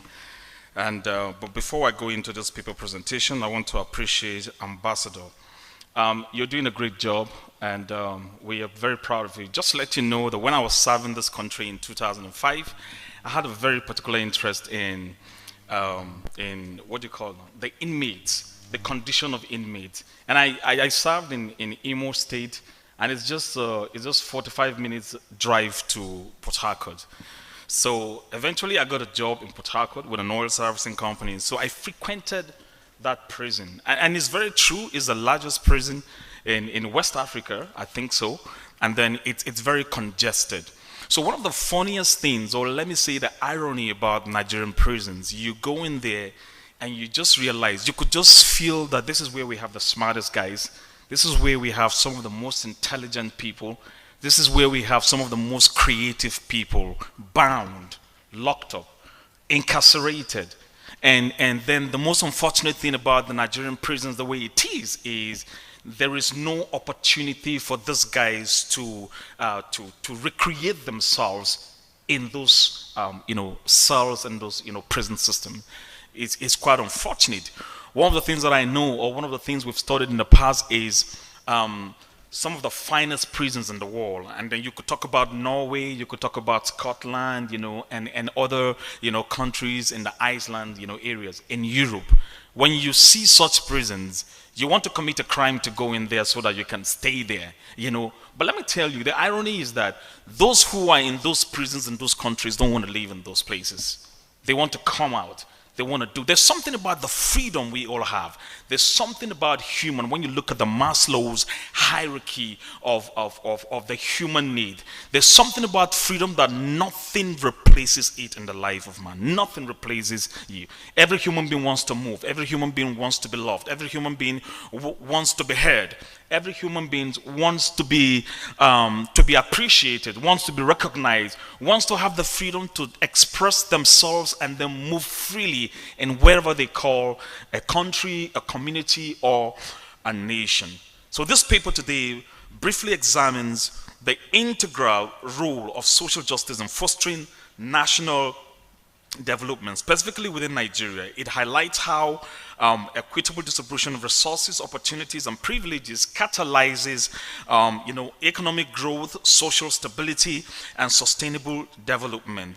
The paper further explores the challenges that impedes social justice in Nigeria and offers policy recommendation to stakeholders. Just on Saturday, we were in a program called the Leadership Breakfast Meeting, and we were sitting and listening to Professor Sam Amadi, and he made a statement about Nigerians that resonated with quite a lot of us who were listening to him. What did he say? He said Nigerians have what he calls audacity without skills, audacity without knowledge, audacity with ignorance. I am not from the school of thought that believes that Nigerians are the most productive, Nigerians are the most honest. You can disagree with me on that. And one of the reasons why we came to that conclusion is when we say empirically, I'm a scientist, can we see the result? If you say we are the most productive, what are we producing? If you say we are the most intelligent, what are the problems we have in Nigeria, and how has this group intelligence or individual intelligence solved this problem? These are big questions that we need to ask ourselves. If we say, okay, I quite agree, Nigerians do quite a lot out there. Coming back home with over 200 over 220 million Nigerians, we have over 80 million not gainfully employed in this country. And this is a renowned statistics. We have everyone looking for government job. Yet you say we are the most intelligent. Yet you say we are the most the most productive. Is that not an irony? Is that not a paradox of what we're saying? We need to re-examine what we even call social justice. The other day we heard about over 100 people being killed. Their social life has been taken away from them completely, from their very eyes. While some were being killed, some were waiting to be killed. In a nation where we say we have the strongest army, we say we have great leaders, I beg to differ. Because this morning, if you are asking for my personal opinion, I tell you that on a scale of 1 to 10, social justice in Nigeria is about 1 or 0. When you talk about social justice. In a land where you have 50 doctors and 25 of them are quacks, you have 50 quack doctors, if you understand the mean perspective of statistics when you take the average. Am I making some sense to some people here? So if you have a situation where people are calling for justice, people are calling for freedom, and that freedom is not given to them, then there is no freedom actually. Then there is no freedom. Social justice serves as the foundation for a fair and equitable society, ensuring that every individual has access to resources, opportunities, and rights, irrespective of their social economic background. And that's what some of you have said here. You know, accessibility. You know, in Nigeria today, I give you a very simple example. When you go to communities and towns in Abuja, you find a lot of hospitals, you find a lot of schools. There's a difference between access and affordability. So while the schools are accessible, while these hospitals are accessible, the biggest question is, are they affordable? So when the right for someone to health care is taken away from him, and that's supposed to be the right of government, you know, there's no social justice. If someone cannot go to school that he likes, if someone cannot go to school with his mates that he sees, the school is probably just across the road and they live behind in a gateway environment. There's a kind of feelings that child will grow up with, and he will become a menace to the society tomorrow. And that's exactly what we have in our country today, with over 10 million children out of school. What is the future of Nigeria in the next 10 years, in the next 20 years, with these statistics that are a reality right before us? And I give you one other example. If you have a child that is currently attending the British Academy in Abuja right now, and you have another child who is in the LEA somewhere in Masaka or Autaba Lefi in Nasarawa State, 6 years old, give them 25 years. By the time they are both 30, I tell you the truth, there's no prayer that can change what I'm about to tell you right now. The opportunities the guy who attended the British Academy school 25 years later is 100 times bigger and farther than the guy who attended that LEA in Autaba Lefi. The guy who couldn't even pass WAEC, he had to write WAEC 5 times before he passes, and probably he managed to pass in a success center where he didn't write the exams. He went to school with empty stomach because his parents couldn't buy him breakfast. He went to schools with shoes that have holes. But this other guy is driven to school. This other guy, when he's learning mathematics, there's Ovaltine by the side, there's cookies by the side, and there's, you know, these things are real, right? You know, in those big schools, those guys have fantastic breakfast before they learn, right? Let me give you a typical example. You're looking like you don't understand what I'm saying. In a typical northern community, I come from the north. When a child is born, there's what they call akamu, pap. I don't know how to say it in English. Okay, pap is pap, right? Akamu. When a mother is trying to feed that child, he's refusing to take it. So they do what we call semi-suicide mission. They tie the guy, put the little child legs here. They put his head here on the car. And they block his nose. And they begin to pump that pap in his mouth. In 2018, Nigeria researched, and I just realized that, man, the pap just didn't have sugar. That's all. Put some sugar in it. I tell you, the guy is going to hold the cup. He would drink the pap all by himself. This is the situation some people were raised from. And all this we denied them. So when you go to these other big schools that we're talking about, the child is learning from his tablet.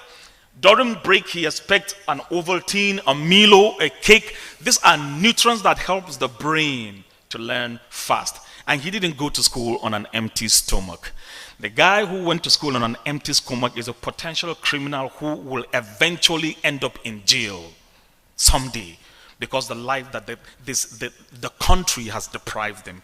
Ladies and gentlemen, David, I will stick to that rule.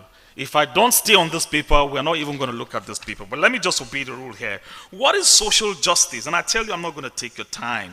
Social justice refers to the fair and just distribution of resources, opportunities, and privileges within a society. It aims to create a society where all individuals, regardless of race, gender, class, religion, ethnicity, or other characteristics, have equal access to all this. Now, social justice has about 4 elements. There are 4 elements.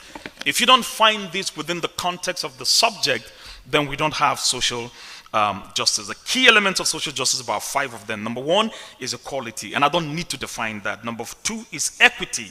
Number 3 is access. Number 4 is, of course, when you talk about access here, you're also talking about access to education, not just resources, okay? Access to affordable and good education.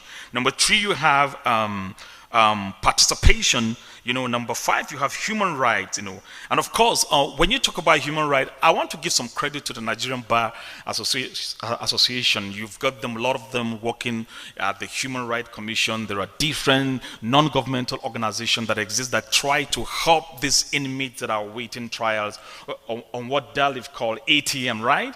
You know, these lawyers go free of charge. They want to find out, why are you here? How long have you been here? Who is standing for you? And then come out. And I tell you the truth, sometimes I really feel that there are great destinies locked up in those prisons. Great destinies that could help this country, that could help Nigeria move forward. These guys are locked up there. So, but at this point, can we talk about the conceptual framework, understanding social justice? And I believe I'm talking to very enlightened people, and I'm not going to read this again, but I will just highlight these points for you. I believe this speech has been shared to everyone. So there are just about 4 or 5 of them. Social justice involves the fair distribution, like I said, of resources, and it encompasses a multiple dimensions of elements and pillars. Number 1 is economic justice, right? Economic justice. And I'll give you an example where we don't even look at.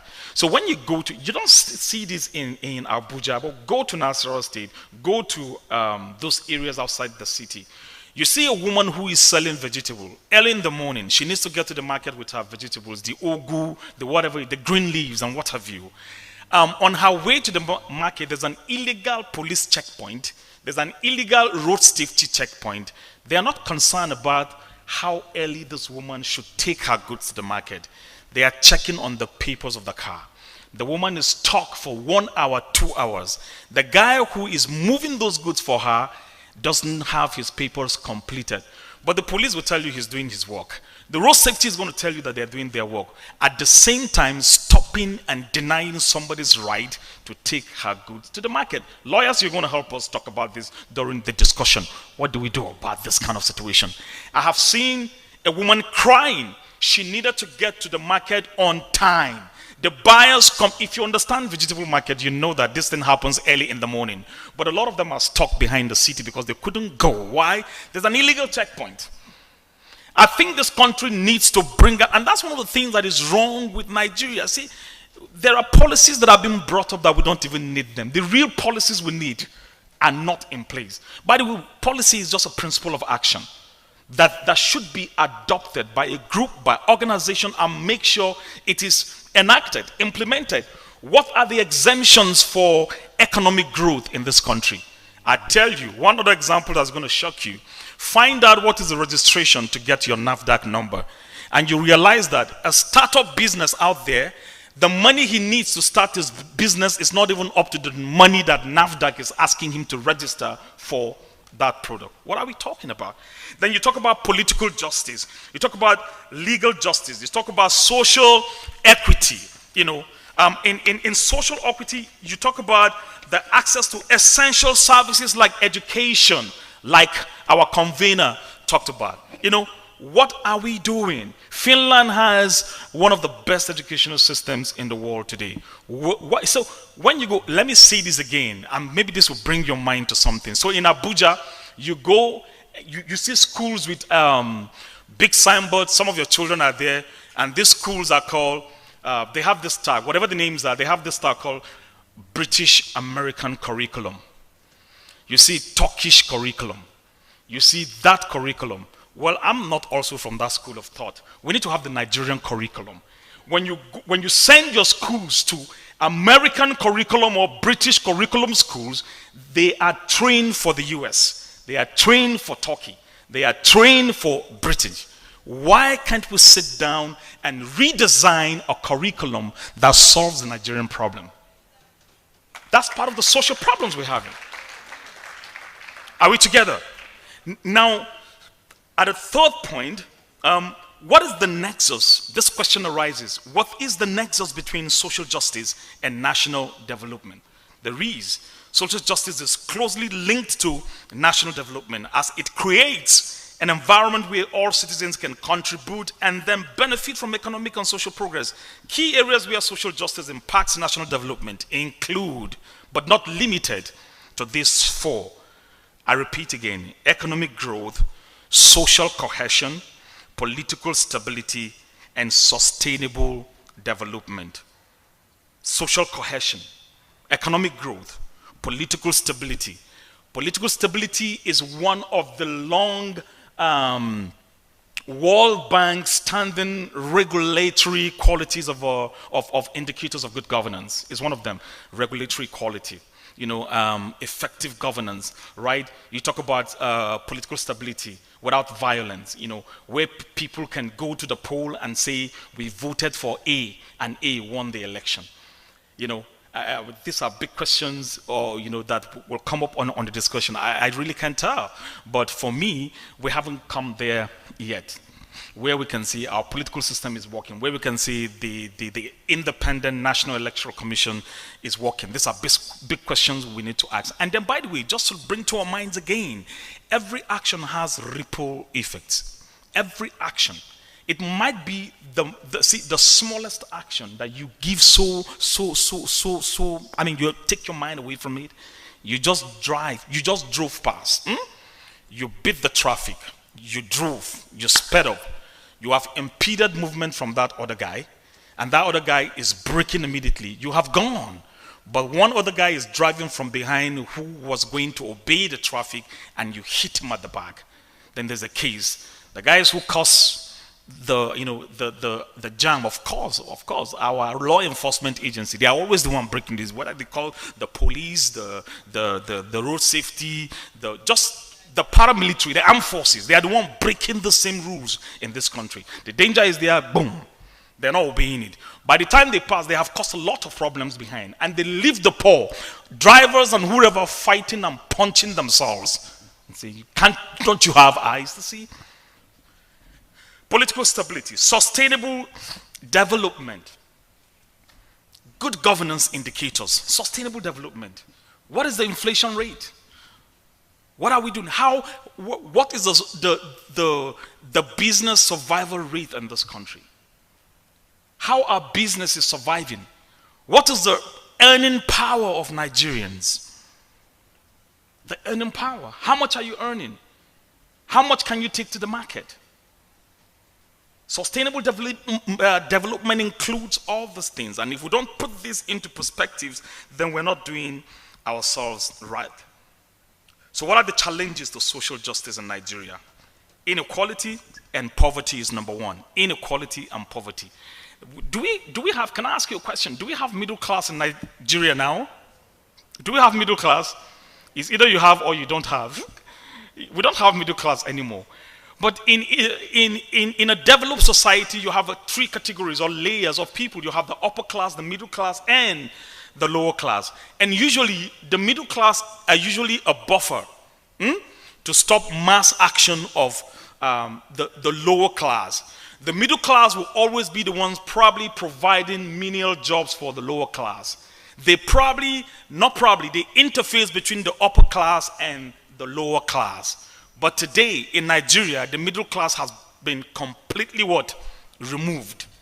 We have the upper class and the lower class. Inequality. Oxfam, in their 2018 or 17, report, Nigeria was about 200 million people at that time, and they say there were about 112 million Nigerians living in abject poverty. There are about 57 million Nigerians who do not have access to safe water, but there's water everywhere, right? We have about 4 billionaires in Nigeria whose total wealth put together can actually lift Nigeria out of this abject poverty completely if they will decide to use their wealth to change Nigeria. And by the way, you probably may be asking, I'm just reading your minds right now, well, why do you think they should use their wealth to help Nigeria? That's a good question. I'll answer you.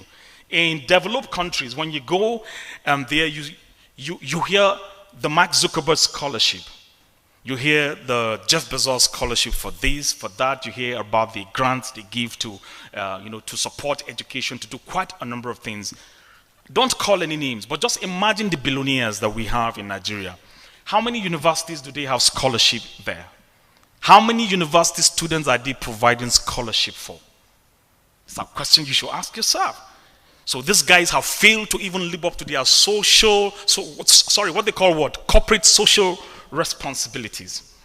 What are they doing with the money? So in America, the slogan is make all the money and give more than half of it to charity. It's not like that over here. Those guys understand the social system. Those guys understand the fact that if you don't take care of what's happening at your backyard, then what is happening at your backyard can come to your house. That's why they make money available to help the third world countries. Not because they really like the country, but they want to stop moving, people who are frustrated from a number of things, leaving their home back there or over there. And as I close, looking at the challenges to social justice in Nigeria, I've mentioned inequality and poverty, corruption and weak governance, ethno-religious conflicts, You touch anybody's religion. Nigerians are very religious people. You touch my religion, we'll fight, we'll burn the house, we'll kill ourselves, Gender inequality and inadequate legal frameworks. By the way, there was an argument when we were asking, when one of the MCs was saying women should work harder, and somebody said women are actually working harder. But just to bring a little contradiction to that statistics, do you know that more men die? Do you know there are more men who are dying than women? And do you know that most men die at the place of work? That's a simple statistics. The lifespan in Africa today for men is 45 years. For women, it's 57. Average lifespan. So the last among the challenges of social justice is inadequate legal frameworks. Inadequate legal framework. We have never seen a questionable time to the organization of what we call our judicial system, like we have seen in the last 2 years in this country. where people are, you know, casting aspersions to the judicial system and asking questions. Is this thing not clear? Who are the guys there? How can you turn this over? I mean, this is so clear. How can you declare this person, or how can you declare that person? These are simple questions we need to ask, and it's a question of personality. It's a question of where these people are coming from. It's a question of the individual that is occupying the position. There's nothing wrong with any position, but there's everything wrong with the personality of the person who is occupying that position. Social justice, national pillars for development. And I'll just give us 2 case studies. The impact of social justice deficit on development in Nigeria, the Niger Delta crisis, the farmer-herder conflicts in the north, the End SARS movement. These were all examples of social justice deficit in Nigeria. The recent crisis, 10 days, what do you call it now, protest. We're hungry, the hunger protest. We're hungry, we need this, we need, you know, X, Y, Z. So what is the role of different sectors in promoting social justice? The role of different sectors in promoting social justice. This requires a deliberate, coordinated effort from various sectors, right? The public sector, here I'm talking about the triple helix of a truly functional, you know, society. The public sector, the private sector, and the civil society, you know, sector. And if you want to take it to the a quadruple helix, then you can introduce the international, you know, organization. History has it right now as we speak that in the last 60 years, Nigeria has sought for, Nigeria has invested over 65 to 85% of her strength for national development outside of Nigeria. I repeat, more than 65 to 85% of our efforts for national development has been sought outside. But let me tell you one thing that's going to shock you, and that's the truth. There's no American that will develop Nigeria. There's no German that will develop Nigeria. There's no Chinese man that will develop Nigeria. We must sit down together and look inward and bring up a homegrown strategy that are peculiar to our problems. What we have done in the last 60 years is copy and paste. There's nothing wrong with copying, but when you come back, customize. So look at your people.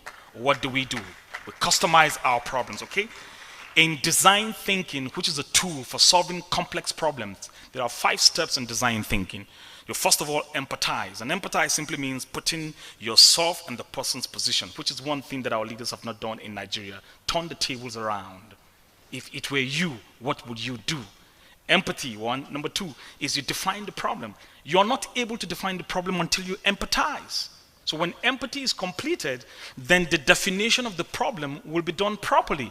The 3rd step is to ideate. You ideate. Ideation simply means collecting ideas. Collecting that you put them together. Then you prototype. When you ideate, the next step is prototyping. And prototyping simply means you begin to put solution to those problems. And the 5th step in design thinking is test. When you prototype, you test. Is this solution working? If it is not working, what do? We go back and start all over again. Homegrown, right? So finally, recommendations. I see you standing. I'm almost done, man. Recommendations to enhance social justice in Nigeria and achieve sustainable development. Number 1, we must have policy reforms. We cannot overemphasize this. Everywhere you go in Nigeria, when we talk about the problems of Nigeria, you hear experts talking about policy reforms. It's true, and the reason is simple: it's because we don't have enough policy reforms in the areas that matters most to solve our problems. We need to go down there. That's number 1. Number 2 is inclusive economic policies. Inclusive economic policies. And in simple terms, I'll tell you what America will say, oh, the rich are paying less tax than the poor. You know, so in Nigeria today, it is the rich that have all the privileges for business. That's the truth. The poor has no privilege for business. You must register. Rwanda today has made it possible to register your business in 5 minutes. Thank God for the new DG of CAC. Right now, there's a platform where you can register your business name in 24 hours and print your certificate. It's happening right now. It simply means we're getting somewhere. I am also not from the school of thought that believes that Nigeria cannot work. Nigeria will work when we get the right people. It will take a process of time, but we must bring this intellectual together and look inward. Peter Senge, in his book called The Fifth Discipline, talked about the 12 learning disabilities. And amongst the 12 learning disabilities is looking at the problem from the outside. You are the problem. You are the problem. But the actual problem is you, it's me, it's us. So our problems are not the international community. Our problems are not those who are buying the oil from us. Our problem are not those who are even making us to focus on oil. The problem is with Nigerians. And Nigerians must sit down together and solve the problem. Number 3, strengthening institutions. Build robust institutions that promote accountability, transparency, and good governance. In the book titled Why Nation Fails, you know, Ace Moglu and what's his name again, Robinson, talk about how, I mean, it was a fantastic comparative analysis about nations that develop and nations that fail. And in simple sentence, in simple terms, for us to understand this, the nations that are moving forward simply have incentives in place for their citizens, reward systems, the dopamine system that enable you to know, if I do this, my country is going to reward me. I'm closing now, sir. Nigeria is the only country that I know that rewards lazy people, rewards criminals, protect them, and give them present and gifts. But the most talented, the most hardworking are left and are closed behind the doors. You can't close a man of destiny in a cage. They will leave. Hence, the emigration movement. People are leaving. And guess what? It is some of the best that are leaving. In conclusion, social justice is not just a moral imperative, but a strategic necessity for Nigeria's development. Addressing inequalities and promoting equitable access to resources, opportunities, and privileges will create a more inclusive, peaceful, and prosperous society. By embracing social justice and a fundamental pillar of development, Nigeria can unlock its full potential and build a brighter future for all her citizens. Thank you very much, gentlemen.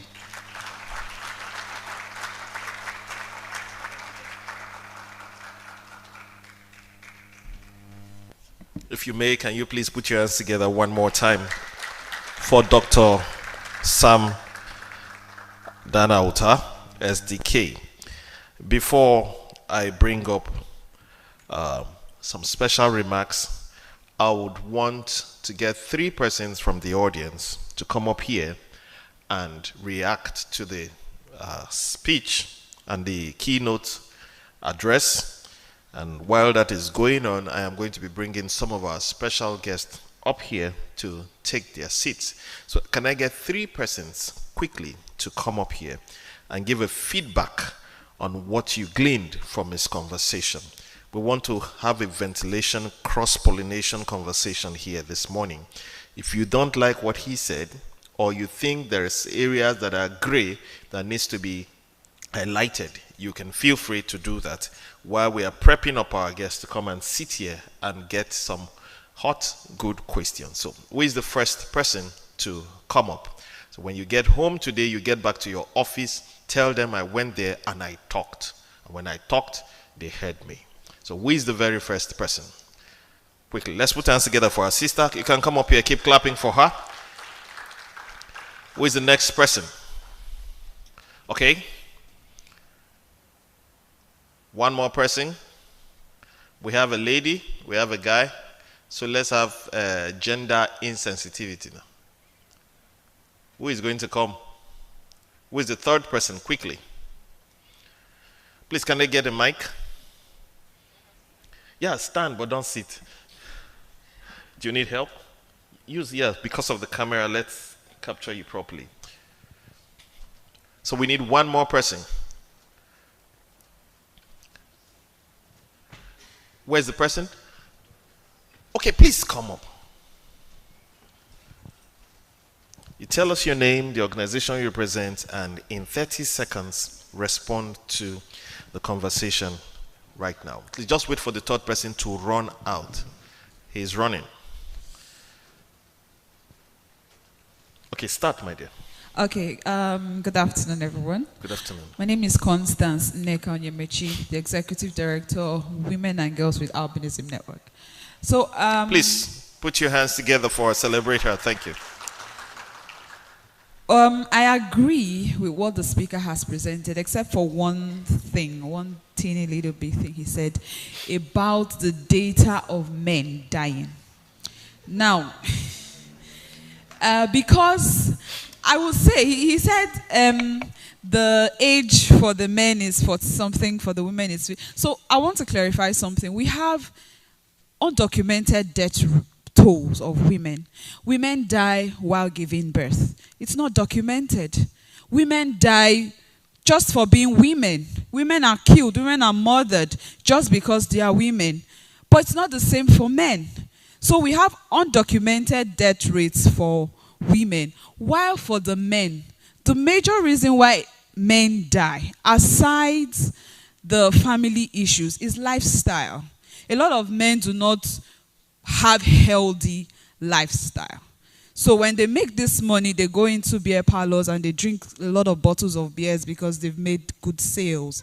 That's not proper lifestyle. And that contributes to the death. But for women, a lot of deaths are biological. A lot of deaths are because of gender. So we have undocumented death rates for women, and I can assure you that the death rates for women is higher than the men, just that there's no proper documentation. Thank you. Thank you. Please put your hands together for Constance. Thank you very much. You can have your seat. We'll be bringing you back up later. Thank you very much. Next person, please. Good morning. Morning. My name is Obed Innocent. I'm representing the Daniel School of Politics and Government. So I want to agree with a lot of things that Doctor has mentioned. And one of the major things I find very much lacking in the system is the equality of opportunity. And this cuts across education, it cuts across opportunities for employment. I am from the core north, from Northeast specifically, and I have been exposed to a variety of opportunities that I missed out because it wasn't exactly equal. In fact, sometimes you tend to work in certain parastatals because of the status of your family or the schools you've attended. And these things are equally true, especially for certain positions. I've been opportune to go through things like police academy. I went through to apply. There were criteria that was not favorable to everybody, even across states. When you come to certain employments, I can say this wholeheartedly because I've applied for a lot of things. And it was evidently clear that if you do not have someone that you know or a certain amount of money to maybe bribe your way through, you cannot get certain opportunities. Even when it is obvious that you're sharp, you're intelligent, the people running such organizations, you have what it takes to take them head on. But because of this lack of opportunity, you cannot compete. It's not even open for you. So I think these are things that is very much lacking and unaddressed in the system, the inequality of opportunities. Thank you. Thank you very much. Thank you very much. Next person, please. I'm Emmanuel Lekong. I'm a lawyer. By virtue of my position, though I'm a litigation lawyer, but I've also have the opportunity of incorporating companies. So I want to disagree with the speaker that CSC currently, maybe except by theory, registers company within 24 hours. Is it at what point? Is it at the point of availability of the name? Business name. Okay, not limited by shares. Okay, maybe you may have some points, but I just had to clarify the issue. Thank you. That was supposed to be a question. Otherwise, I agreed with everything you said. Good to hear. Please put your hands together for him. Thank you very much. Can I please request that the media team stop the interview because we want to take a quick remark? Please let the media team come back. We will suspend the interview till after the panel session. Please, because we want to take a very special remark. Now, before we bring up the IG of Police and the Comptroller General of Correctional Service and representative from the Presidency, we have our brother here who believes so much in this country, and he is going to give a strategic remark before we get into the very heated conversation. Be free to ask your question. So on that note, I still want to recognize our secretary for this event, our dear brother. Please, can you be on your feet and let everybody see you? Put your hands together for him. Mr. Ede is going to be receiving questions and also subsequently receiving information regarding your points and opinions that we want to translate into a full document, as the case may be. Ladies and gentlemen, I am very excited to give a special remark before we stain these white chairs with some opinion and thought leaders and also key stakeholders. Ladies and gentlemen, the ambassador of Belgium, Peter Lengnet. Please, you help me pronounce that name when you come up, please. Please put your hands together for him. I promise you a Nigerian name. Before we are done, we'll sort out that name. Thank you very much. Please put your hands together one more time for him. Thank you very much, Mr. Moderator. The pronunciation was actually wonderful. Where I can help you, though, is that I'm bringing you all the very heartfelt greetings from the Kingdom of Belgium. It's not a republic, so no president, a prime minister. So that's the bit of research you will probably have to deepen before making travel plans there. But the good news is indeed the pronunciation of the local names is already flawless. Thank you very much for that. People have given me already an Igbo name at some point, so you might have to think of a Yoruba name or a Hausa name or a Calabar name, as you said, indeed. So we can think about that. Ladies and gentlemen, let me veer off script a little bit before I bring my prepared remarks. And that is to make the following assessment. So the keynote speech may be a very hard act for me to follow with all its eloquence. I'd say it's at the summit of an iceberg of eloquence. But below that summit, there is the iceberg itself. And it is you, the audience. Because it's not the first time, but it's definitely one of those times that I'm very amazed and actually incredibly positively surprised and impressed, that's the word, with how you can engage with a Nigerian audience as a whole. So this informal part, before we started all the speeches here, where you were all asked what social justice means for you, try that in any European country. You will not even harvest a portion, a fraction of everything that came out of this discussion. People in my country would be shy. In most other European countries would also be shy. So yes, Nigerians are perhaps audacious, but they're also expressive, and it helps to collect that collective wisdom. And that is something nobody will ever be able to take away from you. So let me commend you collectively for this. This is something that Nigeria has as a big plus compared to other countries in the world. And ladies and gentlemen, in the run-up to today's podium, it gave me great pleasure to reflect a little myself on the concept of social justice and on Belgium's role regarding it and on why we find it so important. And as some easily accessible websites tell us, the term social justice was coined somewhere in the 1840s already, almost 2 centuries ago, by an Italian Jesuit priest, and it happened not as a coincidence in the midst of the Industrial Revolution. It was a period which saw the rapid development of capitalism in Europe, which in its wake, unfortunately, also brought massive exploitation of working classes. And the central consideration with social justice at that time, and even now, seems to have been that high accumulation of capital in too few hands easily leads to situations where the human dignity, the rights, and the empowerment of the remaining many empty hands get crushed. An absence of social justice is then an outlook in which both opportunities and outcomes are unfairly skewed in favor of those who already possess so much. So some kind of what we call a permanent St. Matthew's effect, according to which they will be given to those who already have. Social justice is also the main subject of a landmark 2008 declaration by an international organization that my country, Belgium, supports, and of which Nigeria presided the governing body until just a few months ago, the International Labour Organization. In full, it is called the Declaration on Social Justice for a Fair Globalization. So here again, you notice the notion of a fair sharing of the proceeds of economic benefits is intimately linked with what we understand under social justice, but now it's brought to a global level.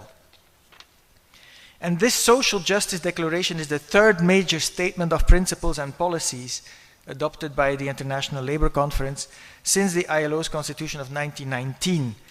It institutionalizes the notion of decent work, and it was recently adapted in 2020 to reflect the inclusion of a safe and healthy working environment in the ILO framework of fundamental principles and rights at work. But that same notion of social justice was equally introduced at the very start of that organization in 1919, at the time of the League of Nations, preceding the creation of the UN by 3 decades and in the wake of the First World War. 2 national delegates at that conference were particularly adamant that social justice ought to be at the core of an international organization focused around labor relations and labor rights. An American gentleman and a Belgian social democrat by the name of Emile van der Velde.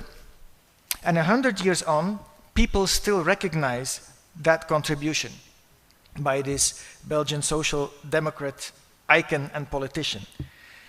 And including the people who recognize that are the current ILO Director General, Gilbert Humbo from Togo, who at the start of his mandate launched a global coalition for social justice, to which my country is now equally a member. And its aim is to generate political commitments, investments, and concrete actions, reinforcing processes dedicated to advancing the 2030 Agenda for Sustainable Development and its SDGs. And the question now is how to further social justice. Surely, the justice notion implies that an independent judiciary will be an important component of it. But this may well be the tip of another iceberg only. Social relations and the enjoyment of social rights to the fullest are not only enforced by and before courts. They also need to be enabled on a daily basis in society itself. They need to be inhabited in society by the people. And for Belgians, social justice is intimately linked to notions about social protection, social security, and redistribution of wealth. We believe very strongly that sharing wealth more evenly among citizens and not reducing them to their self-generated so-called net worth does actually help to make your society more peaceful more generally, more at peace with itself. And in this we are backed up by so many studies and statistics which confirm what we already could guess, that more inegalitarian societies also generate more violence and more crime. Globally speaking, regions and countries with what they call high Gini coefficients, that means where fewer people hold a relatively bigger share of the national income, such societies also have higher homicide and general crime rates. And scientists feel confident that there is not just correlation but also causation at work, that there is a causal link between those things. People who have less to lose take on more risky behavior to survive, including criminal behavior, often targeting other people whose wealth they see as unjustifiably accumulated. Belgium went against the grain in a global perspective. Even during the dreaded COVID years, and contrary to the global trend, our country became less rather than more unequal, thanks to a large set of measures to support the weakest individuals in society first. And it goes with the typical slogan in Agenda 2030 that we also heard in the introductory video that was being played, leave no one behind.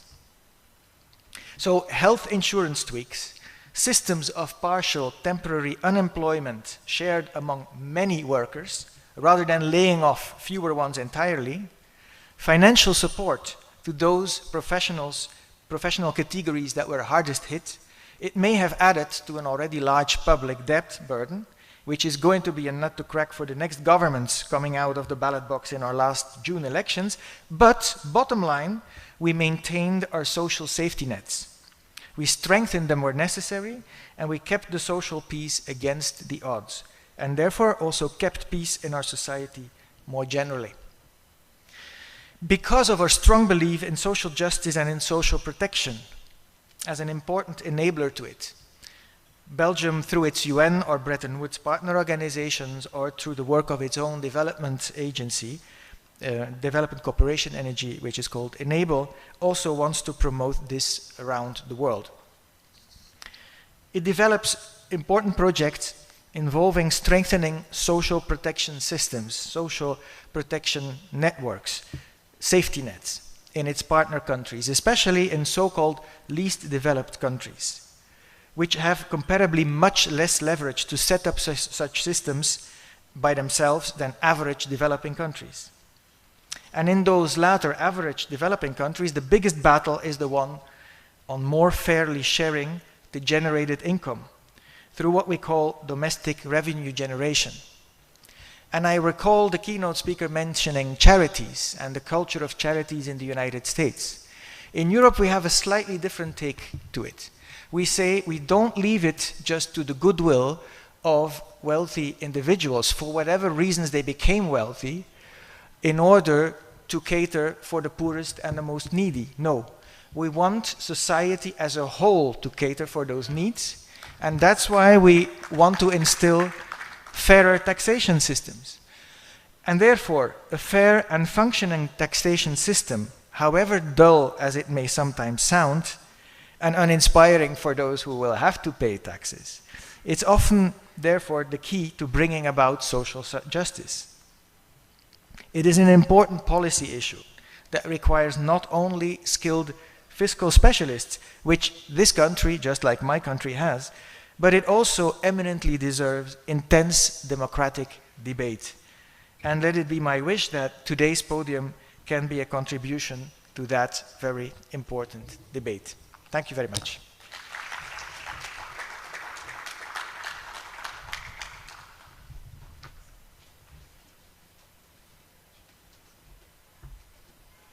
Please put your hands together for the ambassador one more time. I am sure we can have a copy of your speech. Okay. Media secretary. Okay, thank you very much. One more time, please put your hands together for him. In case you don't know, he's from the country where Lukaku plays. Who else? There's one other popular midfielder from Belgium. De Bruyne. Who said that? A lady said that. You're watching football. Thank you. Thank you. Nigeria will beat Belgium very soon. And then well, that's a social justice statement. Yes, yes. Thank you very much. Please put your hands together one more time for him. Should you need any of the speech, we're going to make it available to you. But aside from that, the secretary is having a collation of all the conversations here. And I want to make this announcement right now. If you are coming, if you have a question, there is a lady here from the secretariat, Blessing. Please, she's going to move around. You give her your question with your name. Ladies and gentlemen, with permission from the leadership of the Real Life Foundation, I am going to bring up some persons here They're going to give their opening remarks representing the organization, the institution they represent. Then we are going to have a conversation with them supervised by our keynote speaker and also the ambassador. And the rest of us are going to engage because this is the time we are going to talk. Ladies and gentlemen, I am pleased to bring up here to take a seat on this stainless white. Please help me welcome the Senior Special Assistant for Persons of Disability in our midst. Please help me welcome him quickly. Keep clapping. Keep clapping. Should you need more help, can somebody help? Thank you. Thank you. No, I need somebody to help, please.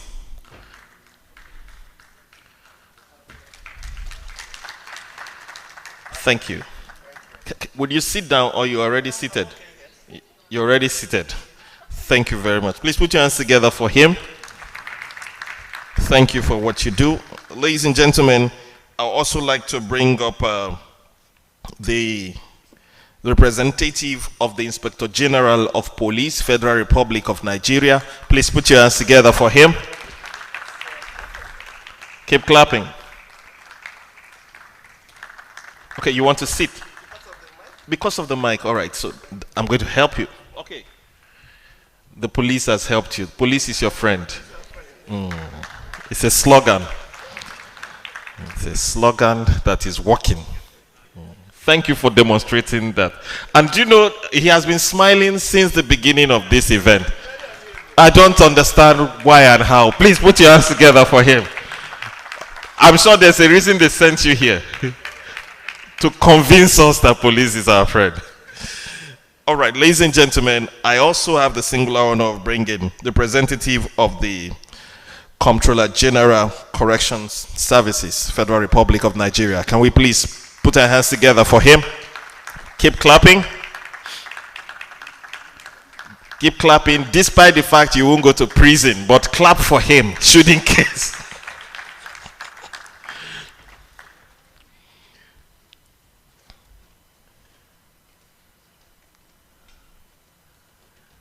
Thank you very much. All right. I am still going to bring up the leadership of the real life to take his seat here because a lot of questions are going to pass in between him and out, and he is the chief host. So ladies and gentlemen, help me welcome Ambassador Felix Akboy, please, to take his seat here. Keep clapping, keep clapping. So, have you started submitting your questions? Please, if you have a question, put your hands up. You just write it. I will call you to say. There are some we might need to read, some we need to call out to speak. So can we have mics on standby? Okay, your mics are activated, am I right? There's a button power there. Press it. If it's red, you are on. Just press it once. Once it's red, it means it's on. Okay, you've put these off. Okay. All right, once you want to talk, you can just press it. So I think you can leave it on. Am I right, guys? Just put it on so that you don't need to be pressing and pressing. Okay. Okay, say hello so that we'll be sure you're here. Hello. Okay. Hello. Hello. Hello. Okay, so you might need to power his mic. They are all open. Smart man. Please put your hands together for the media team. All right. This event has about 30 minutes or more for us to hit the nail. Then we go out and do interactions and do some other things. I want to make an appeal to every one of us right now to give it all the seriousness this session and this segment requires. Whatever you say will be documented. Whatever you say will be used. And somebody in one office might very well need those words you are going to speak. And before we take questions from here, I will just allow, from that order, so a few minutes for you to give your key remarks, especially the ones handed over to you officially, because you are doing your official assignment right now. And you might wonder, why are these people here? They represent key segments, key institutions that add value to this conversation. So let's welcome the president for persons of disabilities. Please help tell us your name and follow the protocol properly. Put your hands together. Good afternoon, everyone. I'm very happy to be with you today. My name is Yusuf Yodo. I am the Chief of Staff to the SSA, to the President on Special Needs and Equal Opportunities. I had to make it very proper because it aligns with what we are doing here today. Special Needs and Equal Opportunities. The name of the SSA is Mohammed Abaisa, a very unique man, one who is known in Nigeria as the Super SSA and well recognized as such. I also bring you greetings of the President of the Federal Republic of Nigeria, President Bola Ahmed Tinubu. Yes, he's here with us today, yes. When you tasked me earlier that you would like the presidency to receive notification, information about all that has happened here today, I'd like to confirm to you that it will really get to the presidency. While I would like to be broad in whatever we are going to say here today, but I would like to appeal that you allow me to go in the way of special needs and equal opportunities. I may not be able to tell you exactly everything what the presidency is doing about correctional service and all that, but please, let's look at what is obtainable, the situation of persons with special needs in Nigeria. What is our experience? Now, I'll start with what disability is. A lot of people will say, no, we don't like that word disability. I would rather say special persons. I would rather say persons with special abilities or that. But for us, disability is a social construct. We look at it as an evolving concept. It is something that is passing. So it is not a label. It is not a stigma. And with time, as we'll overcome the challenges that we have, including the prevalence of injustice, social injustice, we will be able to overcome disability and then perhaps even obliterate it totally. Because what we experience is impairment. It's either like a physical impairment or a sensory impairment or a mental impairment. But because of the situation of the society, the challenges, the obstacles, and the barriers in the societies, we now have what we call disability. What's our experience? You have social stigma, where somebody labels you, people or the society labels someone as inferior or less than human. There is also the experience of social stereotyping. Like what has happened to you is a disaster. It's a tragedy. But it is not. We have an experience of social inclusion. Permit me, I'm speaking from two sides today. I'm speaking as an activist because I'm a lawyer, like I told you before, even though I've also gone ahead to train as a development expert, both in practice and in the academics. But I will speak a little bit as an activist too. Then there's a situation of social exclusion, where you have institutions inaccessible, you have people with special needs, people with disabilities not being able to participate in daily life, and this exclusion have caused them to become backward in many life domains. So now this is the experience. It's real with us. But what is the effort? What are we doing? The President, Bola Ahmed Tinubu, on assumption of office in May 2013, by November, he signed the African Charter on the rights of human rights for persons with disabilities. We recognize that, first of all, having a framework is the way to start. There must be a framework. We're looking at the Mental Health Act, we have the Disability Act in Nigeria. So all of these framework put together are going to form a basis to which we can enforce the rights of persons with disabilities in Nigeria. He had also went ahead to set up my own office, the Office of the Senior Special Assistant. So the president felt that he needs an assistant for people with special needs and people with disabilities, and then he appointed Mohammed Abaisad into that office. And then, not just to be his spokesperson, what did he say? He asked him, he said, go liaise with ministries, departments, and agencies and ensure that their plans, policies, and programs are in sync with the perspective and realities of persons with disabilities. And he also asked him to work with state governors, subnational authorities, to ensure that the policies, the plans, have disability-friendly conditions. Thank you. So these are the areas of working. Thank you for the introduction. Please put your hands together for him. So we'll get the opening remark and the key words from the Inspector General of Police.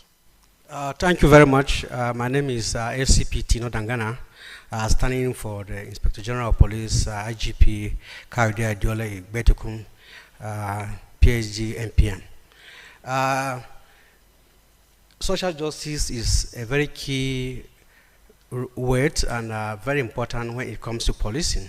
It is because of this that the IGs actually gave it a very serious consideration that a very senior officer must come to attend this conference.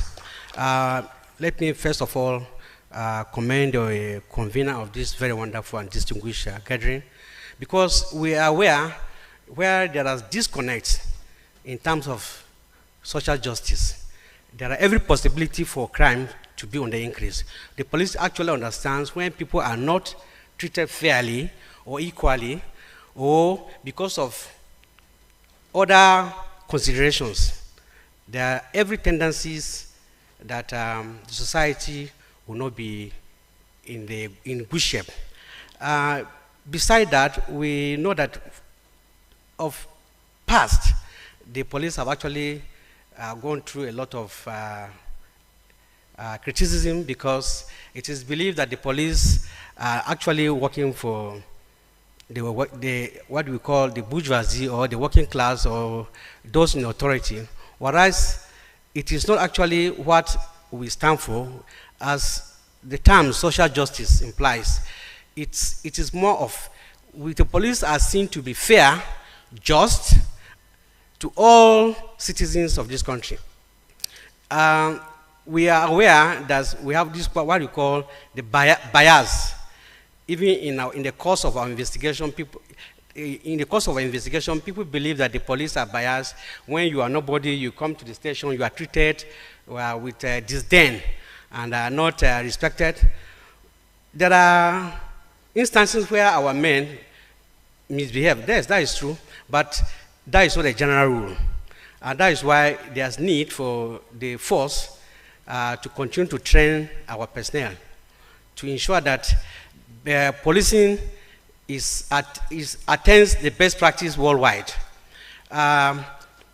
We're equally not unaware of the fact that there are a lot of incidents that go on in the country that is because of such a forum like this forum, social media platform, that the police got to know some of these incidences, and we try as much as possible to address them. There are, from the social media platform, we have a department in the Force Population office where they monitor all social platforms, where incidences of injustice perpetrated against citizens are not brought or are not reported officially, but they are seen on the platform. And because of the determination of the IGP to ensure that every individual, every citizens are treated equally. There's a unit that actually monitors such platform and to ensure that those that violate human rights are brought to book. There are a lot of incidences of recent where you see some of our policemen misbehaving on the road and they are brought to book. So we want to actually thank this convener for bringing such information to the police, and the police have been taking serious actions and disciplinary actions against deviants. Let me say that unfortunately some of the crimes committed or victims of crimes, most times because of the nature of the crime committed against them, find it difficult to come up and report. Some of these crimes, we get to know them through social media or platforms. We want to actually commend this platform for actually bringing such crimes, because some, for example, violence against women.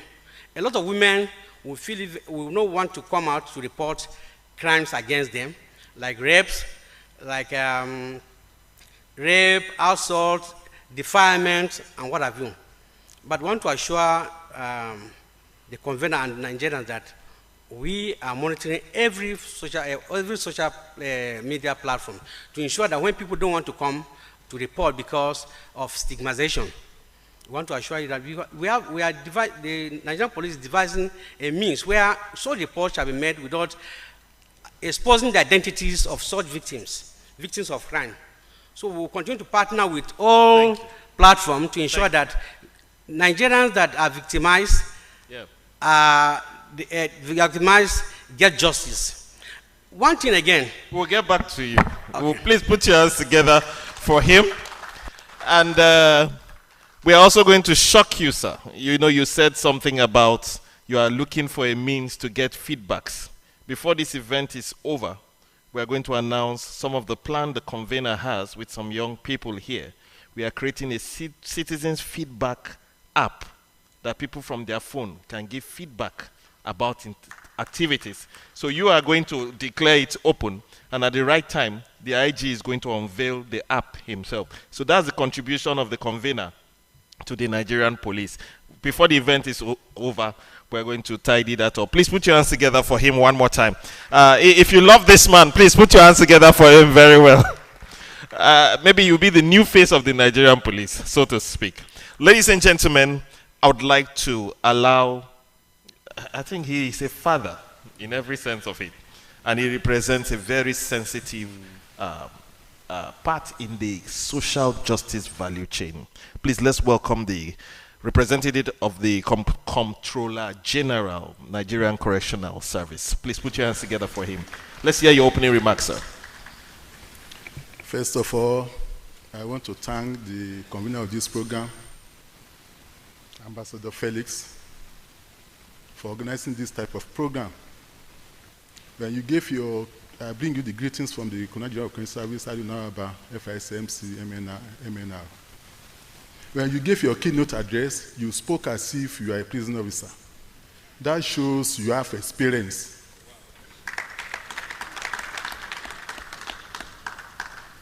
You have highlighted most of the problems we are facing in the Nigerian Correctional Service. And I want to tell you, I just want to make a reference. When I joined the service, my mom's sister said, "Why did you go to that service? Prison of all places, why can't you go to another place?" Why? Because of stigmatization. The inmates, while they are in our custody, they feel they get out.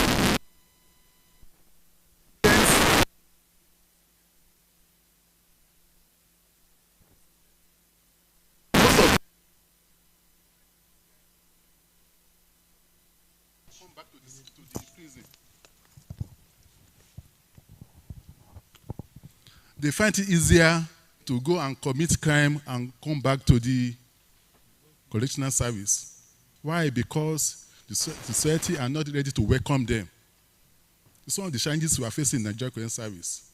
Now, apart from that, the correctional service officers, they see them as criminals in the society. When I joined the service, the street where I was living, there was a slang. They said, warders and priests, they said they are the same thing. So the officers in their working place, they are embarrassed by the inmates. Outside their working place, they are also embarrassed by the society. So these are the challenges we are facing as a Nigerian service officers. We have a lot of challenges. Overcrowding is one of the issues because correctional service prison is just like a warehouse where we keep a lot of criminals, different shades of criminals. Armed robbers, people with small offenses, they are there. And our duty is to reform. And how do we reform in a place that is congested? Where the armed robbers, people with minor offenses are kept together in a single cell because of a lack of expansion of the existing facilities. These are the challenges we are facing in the Nigerian Current Service.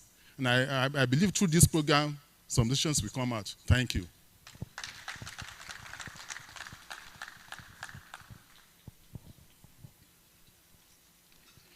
Thank you very much. I am sure that your mother can see the dividends of your being a correctional officer. And I'm sure after this event that will happen. So we're going to be asking some critical questions now. Ambassador has already given us some keywords, but let him just do a quick 30 seconds recap to what everybody has said, and I appreciate them. They greeted you, so just respond briefly. This one is when I well done, because we want to go into some key questions. We have 16 minutes more for this event to end. Ambassador, sir. Okay, thank you very much. I thank you all for coming. I want to take it from each point. I actually saw the need for, in my analysis of the word podium, there was a word I used, which is inclusiveness. And then in inclusiveness has to do with carry everybody along. So in that spirit of carrying everybody along, we decided that every Nigerian is important. Everybody's is important. And that was why on the podium we are very careful to ensure that everybody is carried along. So there's no going down on the fact that not here, this is not there. Everybody must be carried along. And that was why we saw the need that your office was key for us to be, for everybody to be all carried along. And then next to him is the IG. So I want to thank you for coming. I also want to thank you for what the Nigeria Police is doing. I just want to give a very short testimony of some of the personal advantage or benefit I've gained so far from the Nigerian police. There was a time in this city, Abuja, that a fellow I had a business transaction with felt he was too super. He felt he had the money. I was then doing a business in the aviation sector. And then in the aviation sector, there is this training we had that is +1 - 1. +1 - 1 is if you are to travel outside Nigeria on any international airline, and your ticket is meant to go on Sunday, for instance, your mind to travel is on Sunday. The law of the aviation states that it's either you travel on Sunday or you go Saturday or Monday. So this +1 - 1, head or a doctor. So there was this fellow, he was the general secretary of MBA at the time, and then he contacted me to get ticket for him and his family to United Kingdom. And then I did that alongside with his PA. Getting to British Airways office, we are told that there was no seat for him on Sunday, but there was seat on Monday. And then I felt that with the presence of the PA, his PA with me, whatever is discussed there, he is involved. But before we took that decision, I am aware that the PA called him to inform me that there is no seat for Sunday, but there is seat for what? Monday. On his confirmation, we issued the ticket for him and the family. I don't know what happened, whether he was taking, maybe he was engaged in other activities. He left his family, he left his house and went to the airport on Sunday. And then getting to airport on that Sunday morning, Abuja airport, he was told that, sir, your ticket is for Monday. And then he was He got provoked and said, I said I needed a ticket for Sunday and not Monday.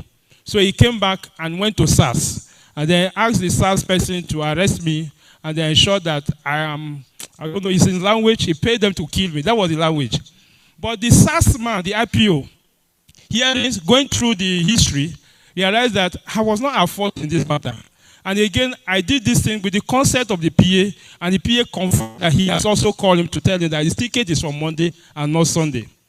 He paid SARS huge amount of money to a particular act. Of course, they took the money. But what they did was that they were then they didn't go the way he wanted. The SARS man called me to a corner and said, this man has paid a huge amount of money to do you harm. But seeing you and seeing what we have said, we decided to play the other way. And then they involved then they took a decision and I was vindicated. So it's a good deal. I recommended him for a promotion when was the service chairman police service commission. I think from that route he went to outside for what you call Peace Corps, and he got promoted thereafter.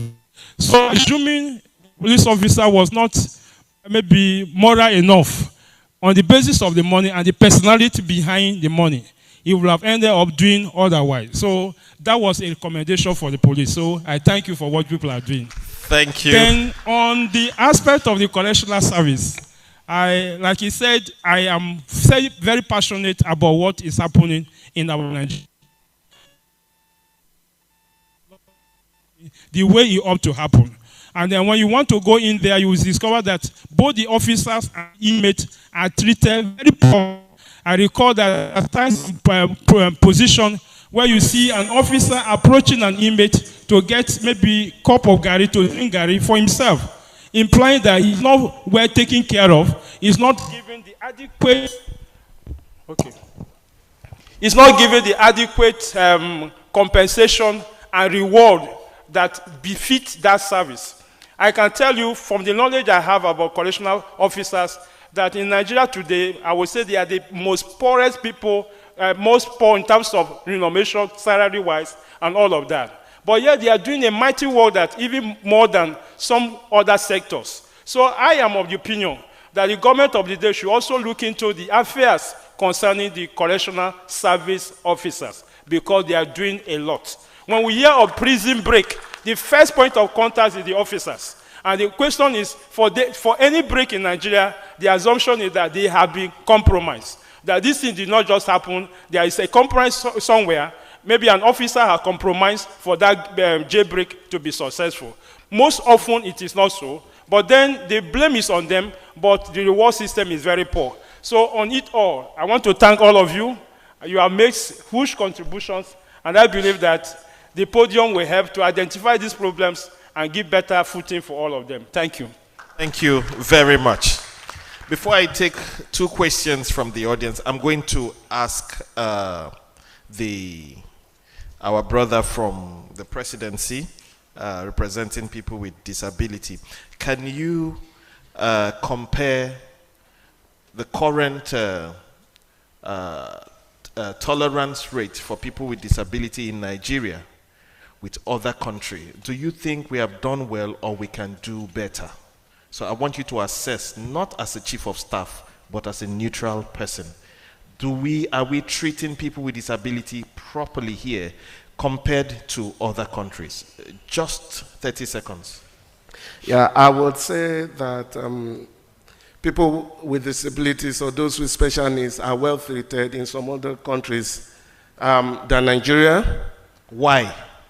Like I mentioned earlier, Nigeria were at the beginning stage. We are beginning to put the laws. When was this beginning? The law in place. When was the beginning stage? When did I would say this 2018 because since 1914, the amalgamation of Nigeria, persons with disabilities have not been regarded. They have not been considered. They've been ignored and neglected. Okay. Until 2018, where we have the first recognition nationally, and that was when we have the Discrimination Against Persons with Disability Act 2018. So that was the beginning for us. Thank you very much. Please put your hands together for him. I'm still coming back to ask you practical questions, how that will change. I would like to ask our senior officer here from the Correctional Service quickly. Sir, do you think there are things stopping Nigerian prisons or treatment of prisoners? Are there factors you think is affecting a better treatment of prisoners or prison environment? I am sure there are many things happening in the prison sector, the correctional sector you don't like. So can you tell us some of the things you don't like and you want to change? Then I'm going to come back to let you know, to ask what are the things affecting the change from happening. So tell us some of the things you want to change, sir. Let's hear it from you. Thank you very much. It's on. The bane of correctional service is congestion. The bane of the correctional service is congestion. Congestion, yes. Okay. And what makes this congestion to be happening is because we have a criminal justice system. We have the police. Hello. We have the police. They arrest and they prosecute. The courts, they adjudicate, and they bring all these inmates to our correctional centers. We don't have any option than just to accept these inmates. So the problem is starting from the police. From the police. Thank you very much. Please Yes. be on standby, please. Go ahead, sir. I just like this drama now. Yes. So the police arrest. Police, you take it to the presidency later when it comes to it. Okay. Police arrest, and it is their duty.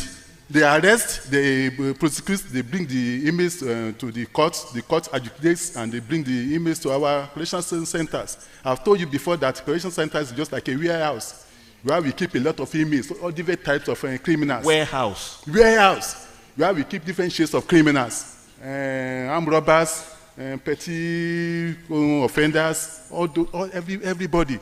As needs all those inmates, they are in our correctional centers, and our duty is to reform. Our primary duty is to reform, and we are trying our best within the little resources at our disposal. So when we reform, do you need help? We still need help. From who? From government or from the citizen? From government, from the citizen. Is anybody here willing to help? I will tell you the way the society can help. Okay. When these inmates when they get up from our coastal centers, the society should not reject them. Wow. There is this feeling that these inmates, they are prisoners, and so they feel there's a sort of insecurity in the society that these people, they were once criminals. They don't want to deal with them. And when these criminals, when they get outside, because the society is not ready to accept them, they find it convenient to go back to prison. And that is why we are having high recidivism in prison. People going and coming back. Okay, they go and come. And come back because the society is not ready to accept them. So please, our IG, defend yourself. You've been accused that the burden starts from you. It's their duty. Yes, it's their duty. Are you still insisting? Please put your hands together for. Hello. Yeah, go ahead. It will get to you, sir. You must speak. Please help me with the mic there. He's eager to defend his institution. Please look forward to throw the blame to also. Thank you very much. Listening with rapt attention, the submission of the Deputy General of Correctional Service, where he was trying to push the bulk of the blame to the police. You know, police, we enforce law, we arrest, we charge to court, and you are very well aware that the legal system does not allow us to keep suspects in our cell more than you can 2 weeks. You know, the administrative criminal justice, that is AJA, has given police to go to court and apply. Who doesn't allow you? The legal system? No, I mean the legal system generally. Okay. There's a limit to how many days the police can keep a suspect in the cell, and the only option is to charge the suspect to court, and it's for the court to either grant the person bail if they deem fit, or ask that the suspect be remanded in prison custody. So it's not for police to be blamed in this whole scenario, but I think there's a missing link. There's a missing link because the court is being overburdened. The court is being overburdened. There are issues that generally are not supposed to go. Are you blaming the court now, the legal, I'm the judiciary? Please, system. Where are people from judiciary here? Where? Hello. Okay, go ahead. Okay, it's like we'll give them the mic shortly. I'm not blaming the judiciary per se, but what I'm saying, there's a disconnect. Disconnect? Yes, there's a disconnect because, for example, in the legal system, in the legal framework, as I was trying to explain, we have the police. If there's an offense, a suspect is arrested, you can apply to the court for the suspect to be remanded in the custody for 2 weeks, and then you can apply another 2 weeks. That is the maximum that the court can grant the police to keep a suspect. That is maximum of 4 weeks. First, before you proceed, are people treated well when they are within that space of 2 weeks under you? By your own assessment, are those people treated well because they are alleged, they are branded as alleged criminals until they are convicted? I mean, they pass through legal procedure. So are people treated well there? You see, as you rightly said, we cannot say, that's why we say they are suspects. We didn't say they are criminals. Are the suspects treated well? Of course, suspect right is observed because as a police officer, if a suspect comes to your cell or to your station, the suspect has a right, and this right must be enforced. You have a right to... But by your assessment, sir, currently in the last 5 years, are suspects treated well, sir? I think we have improved in the manner and the way... Okay, before it wasn't good. Even as it is, we can't say we are meeting the international standard. Oh, please put your hands together for him. Because the suspect in detention has the right to be fed. Really? Of course, he has the right to be fed. You don't bring suspect and you expect him to feed. That is the standard. Is it a right or a practice? It's the right of the suspect to be fed. Is it a practice? We can't say it is operational. Because we'll get back to you, sir. Please put your hands together for him. Please put your hands together for him. Before I come to the ambassador, can I take one question from the audience, aside from the ones written? The ones written, we're going to call them specially. So give one person a mic there. So let's take our sister in pink and white, then we'll take honorable here. Then I'll go back to you. There are 2 questions Magnificent is going to read out. Thank you very much. Oh, you want to come out? No, just stay where you are. Let's not stress you. Please put your hands together for her. Thank you for the boldness. So who are you addressing this question to? Okay, so I'm addressing the question to the IG of police. Yes, so I think it's with regard to persons with disabilities and the elderly citizens of the country. Okay. I believe the IG cut across the whole aspect of the country. So my question is, what is the duty of the police in Nigeria and the duty of the so-called Agbero in Nigeria?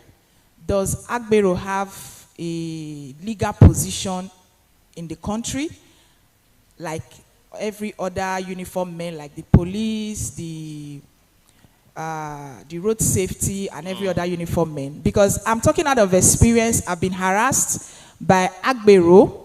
Who is Agbero? No, not task force. Tout. That's the new name. Tout. They are tout, they are task force, they are Agbero. Yes. All together. Yeah, all together. So I've been harassed before, whereby there is a law, the Discrimination Against Persons with Disability Prohibition Law states that there should be an accessible transportation and also an accessible parkways for persons with disabilities. So this happened here in FCT, somewhere around Area 1, to be specific, whereby I picked an elderly citizen to drop him at Area 1, roundabout. I did not park to block anyone, just to drop the elderly man. You know that Area 1, for those of us who live in the FCT, there are policemen that control traffic there. There are these other road safety and other uniform men there. VIO are also there. So a situation whereby I tried to drop this man carefully just for him to find his way to wherever place he's going to. I was not doing transportation. It's just a help I rendered.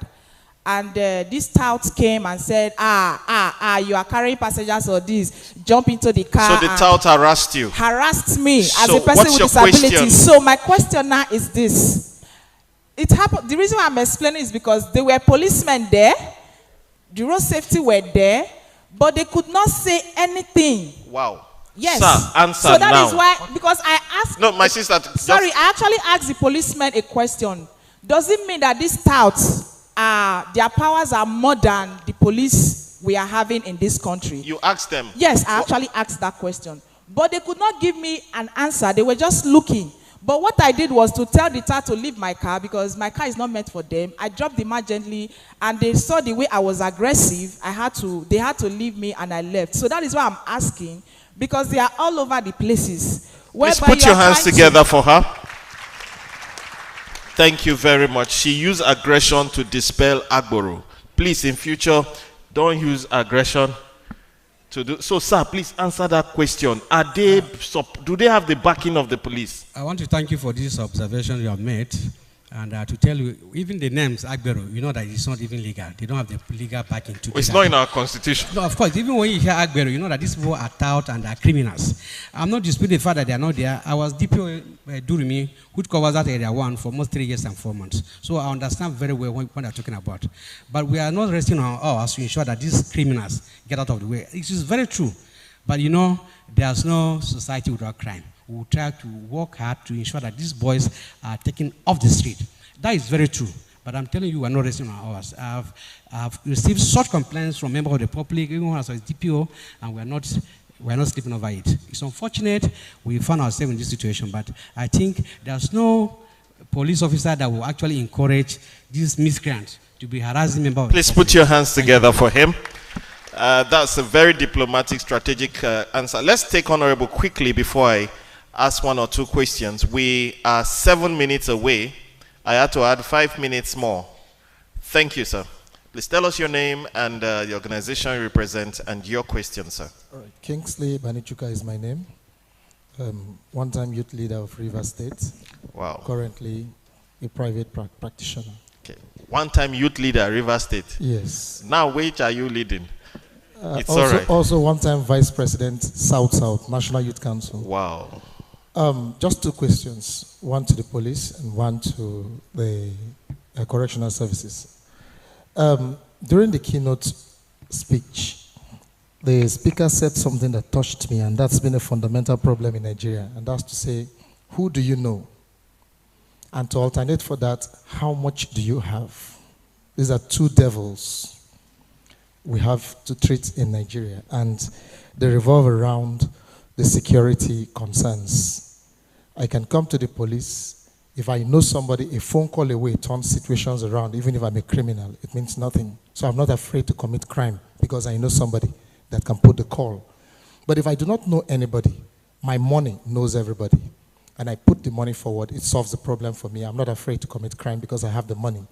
And so they leverage on these things to commit. So I want to ask the police, I know we may not get it all right, but then what efforts are you making to de-incentivize the processes of money and personality politics around the security and crime management? That's for you.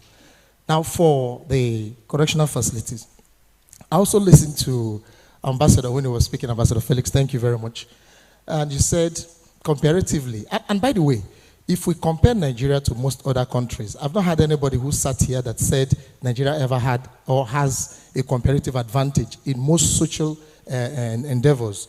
But I seem not to agree totally because I do not believe that human lifestyles should be compared. And that's why I don't believe in global standards. I believe in human standards. I must not eat like the Americans. I don't eat salad. I eat gari. So if you judge me by the way I eat salad, you may get it all wrong. Judge me by the way I eat gari. That's my own thing. So let's create human standards so that our locality is respected. But is there a universal way of treating human beings? Of course, there should be. But it's also environmental and definitive. But the question, sir, is we've heard that some thousands, comparatively in Naira value, are given to inmates and then accumulatively, when they leave the cell or the correctional facility, they are given resources. While we are even talking about the ones outside have not been well taken care of. But the question, sir, is how much in Nigeria is an inmate entitled to per day for his feeding? Thank and you. If you know that, sir, has that been given and how well is that being implemented? Thank you. Thank you. He will answer that question. Sir, maybe we'll start with you before we get to you, IG, sir. Hello. Thank you for that question.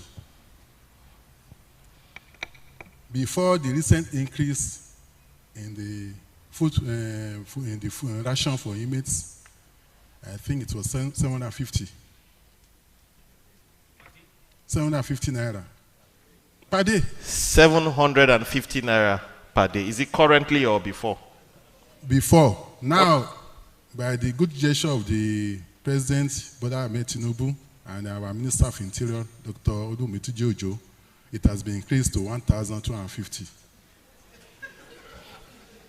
And we know the price of... Please, hold on, sir. Can you... they say it was increased. Put your hands together for the increment. Go ahead, sir. And we know the state of things in the country. Yeah. So, and with that amount, we are trying our best to give them adequate food in our own context. So that's the situation of things. Thank you. Thank you too, sir. Thank you very much. We'll get some ventilation to that, and I would like your openness, sir. Yes. Very straightforward. And we'll ask some more technical questions if time permits us. So, sir, respond to that question. Okay. Who you know and what you have. No, yeah, I heard him very well, and he's trying to restrict that to the police. He knows very well that one of the speakers or one person that came out and said that you have to know somebody. But that, we're not justifying it. The fact is that you must not know anybody to get justice in most police stations. And you must also have, there are a lot of changes. For example, I know that there are many police officers that have been commended in this country by the president for being forthright in deciding their duties. As I said, in every general rules, there are exceptions. And in every society or in every organization, there are deviants. So I would say, yes, there are no deviants. If I say there are no deviants, I may not be saying the right thing. But I want to assure you that it is not in all cases that you must know somebody or you must have money to get justice or to evade arrest.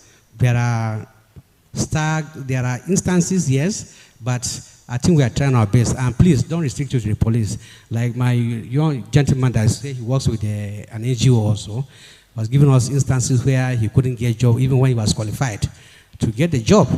But that organization is not a police organization. There are ministries. But I'm not trying to justify it.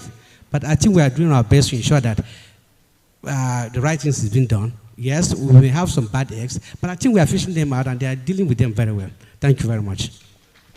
Thank you very much. I'll just allow Ambassador to react to these questions quickly before we take 2 comments and we take the goodwill message from some of our friends here and we begin the interaction outside. Please, Ambassador.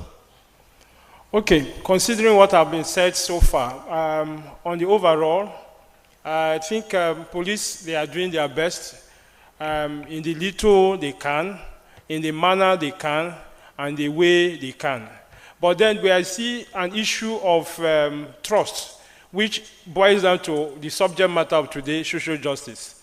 Because in an interview session I attended with the media, they were asking about how can this issue of maybe prison, for instance, like I make comparison of Nigeria and Turkey, and how can that be implemented in Nigeria?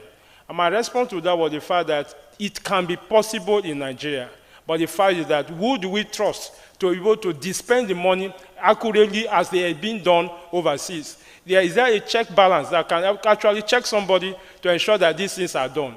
So the issue of trust is an issue we are bothering or concerned about, which is the subject matter of today's conference. So I believe that with time, we can always make impact.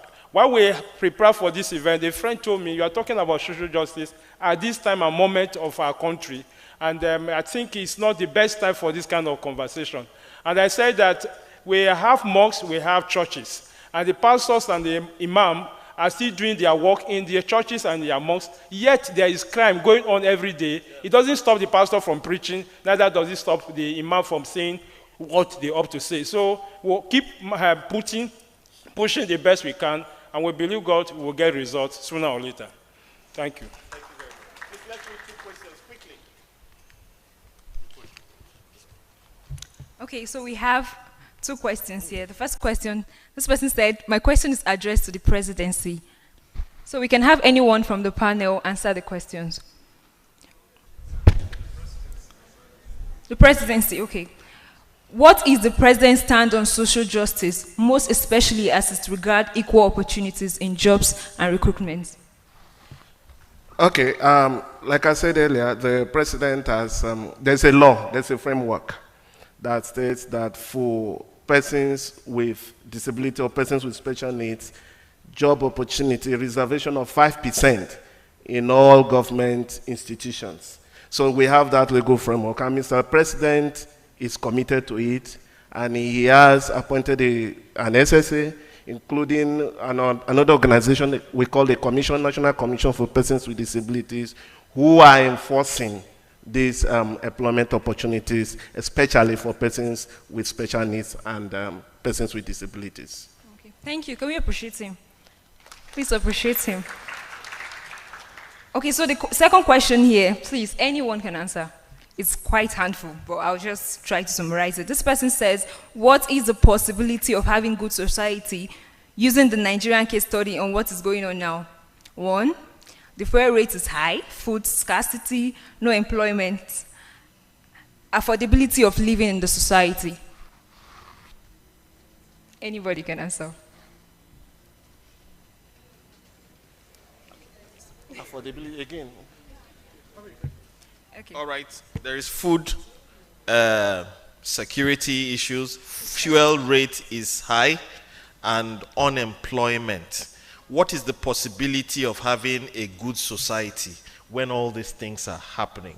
Let's get your feedback from the police, please, sir. Let me actually answer that pertains to food security. You know, our society is agrarian in nature, and we are very much aware that we've been bedeviled with a lot of insecurity in the past years. And that actually has affected farmers going to the farm to produce crops. So that has actually impacted negatively on the issue of food availability. It is clear that it is because of the series of insecurity in the various regions, like the northeast, the northwest, the central, and these are where foods are produced. Like, for example, Benue, they call it food basket of the nation. And if people cannot go to farm and they're in the IDP camps, you expect that there will be crisis. There will be food crisis in the country, and that actually is impacting negatively on the country. So that, as it may, I think the security agencies are trying to see to resolve some of these issues, but it might take some time. But we are not saying that it's going to be a miracle that overnight. After all, insecurity has become part of the society. Thank you. Thank you very much. Okay, so I just wanted to say something, right? That Nigeria is blessed. So I'm going to be quoting from what Dr. Sam said, where he said that there's nothing wrong with the position. It's the personality. And I just want to picture Nigeria as a gun, so to say. So there's nothing wrong with a gun, right? Until it is in the hand of a wrong user. When you see a policeman with a gun, you don't get scared.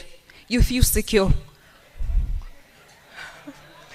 Oh, I'm not saying your mind, but that's the general sense. That's what it's supposed to be. When you see a policeman with a gun, you're not scared because he's meant to protect you with that gun.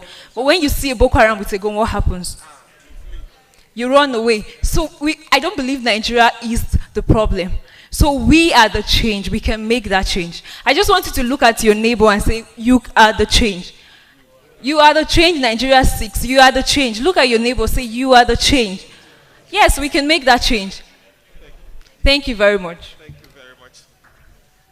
Thank you very much, Magnificent. I am taking just one question before we round up, and we're going to take a group photograph. Then we are going to unveil something while we are taking the national anthem. There is somebody's hand that is intentionally up there. So please give him the mic. Give him the mic. There is a passing question here, and it's asking why is the police, they don't always have fuel in their vehicle to arrest. So that is not a question. It's not for you, sir. Don't bother, sir. Don't bother. We are supposed to be giving fuel, isn't it? Sir, you are not answering. No. Thank you very much. Whoever asked that question, please see me after this event. I'll connect you straight to the IG. My brother. Thank you very much. But true, sir, why would I not take it? I wanted to walk past that question, but we will discuss that on the table, sir. Thank you, sir. Okay, thank you very much. I'm Comrade George Wilcox. You are from where? I'm from Bayelsa State. Oh, Bayelsa is here. Thank you. I represent an organization I founded. It's all about the coastal communities. And I thank God for this Bola Ahmed Tinubu's administration. It is an administration that I just pray the youths will really understand things properly.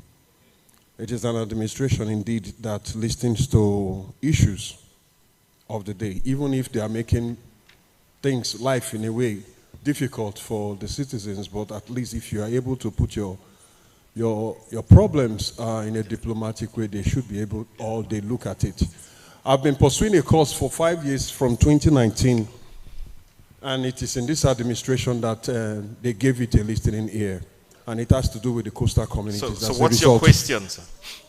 If you don't allow me to explain things better, they will not really appreciate it. The question, okay. Now, the thing is this. It is all about the life of prisoners, inmates. Those ones whom I believe their system of imprisonment will permit them to come out to learn maybe this TVET, vocational training skills and all of that, in order for them not to return back like our daddy said, that some of them, because the society does not absorb them, and it's about money. They are not valuable, because they don't have money. Okay, now, this is it. I'm here to say that NIMASA, the agency, has approved to build a maritime skill acquisition center for the South coastal states in Bayelsa State. Courtesy my organization, my effort, and all of it. And it is as a result of curbing sea piracy that has been affecting our blue economy. Sir, the question is this. We want to see how we can empathize with our brothers and sisters that are inmates in the prison facility, which you call correctional facilities. We want to see how the police, the Nigerian police, and the prison, what they call you people, as it were, would create an atmosphere. I think for the Nigerian police, they have a department on maritime. I want to see how you people can create an enabling environment for these inmates to come out by the time they finish the structure next year, to come out to give room for these coastal dwellers to come out and learn skills, so that at the end of the day they will be able to make something for themselves even when they are out of prison finally. Thank you very much. Thank you very much. What's the name of your organization again? About the Toru means coastal. They never wanted the name in English from CAC. So I had to use my vernacular. You converted it to your language. Thank you very much. About the Toru Mangal Community Development Initiative. Mangal is a scientific word for coastal, for a mangrove ecosystem. Can you take all your belongings, come and sit on one of these white chairs? You are already creating social justice. Please bring him up. I know he's a humble man. Keep clapping for him. Keep clapping as he comes up. There's an empty white chair there. Photographer, snap him. Wow. So, I am going to do this. There's just one last question I'll take, then we'll take their closing remark so that we can, or some of you didn't go to your offices today, you just came straight here. No, see the one, okay, fine, they have promoted you to sit on that one. Is it not a August chair? It's all right, when in come, you go back. I'll just take that last question. Where is the person? Quickly, quickly. Okay, the lady. Okay, there are two. There is a guy and lady. So let's take the lady. Give the lady quickly. Standing on the existing protocol. That's all right. My name is Christopher Quinn. My own is not really a question per se, but I just want to bring our attention to the gender justice for women with disability, to bring to our notice that women with disability are also facing injustice, because being a woman is another injustice, and then involving this is double. So please, we should, wherever we see women with disability, we should also consider them in health. When you see them in hospital, they should be attended to. And when you see them around where you live, you should also have a say to support them in any way you can. Thanks. Secretary, please take note. Thank you very much.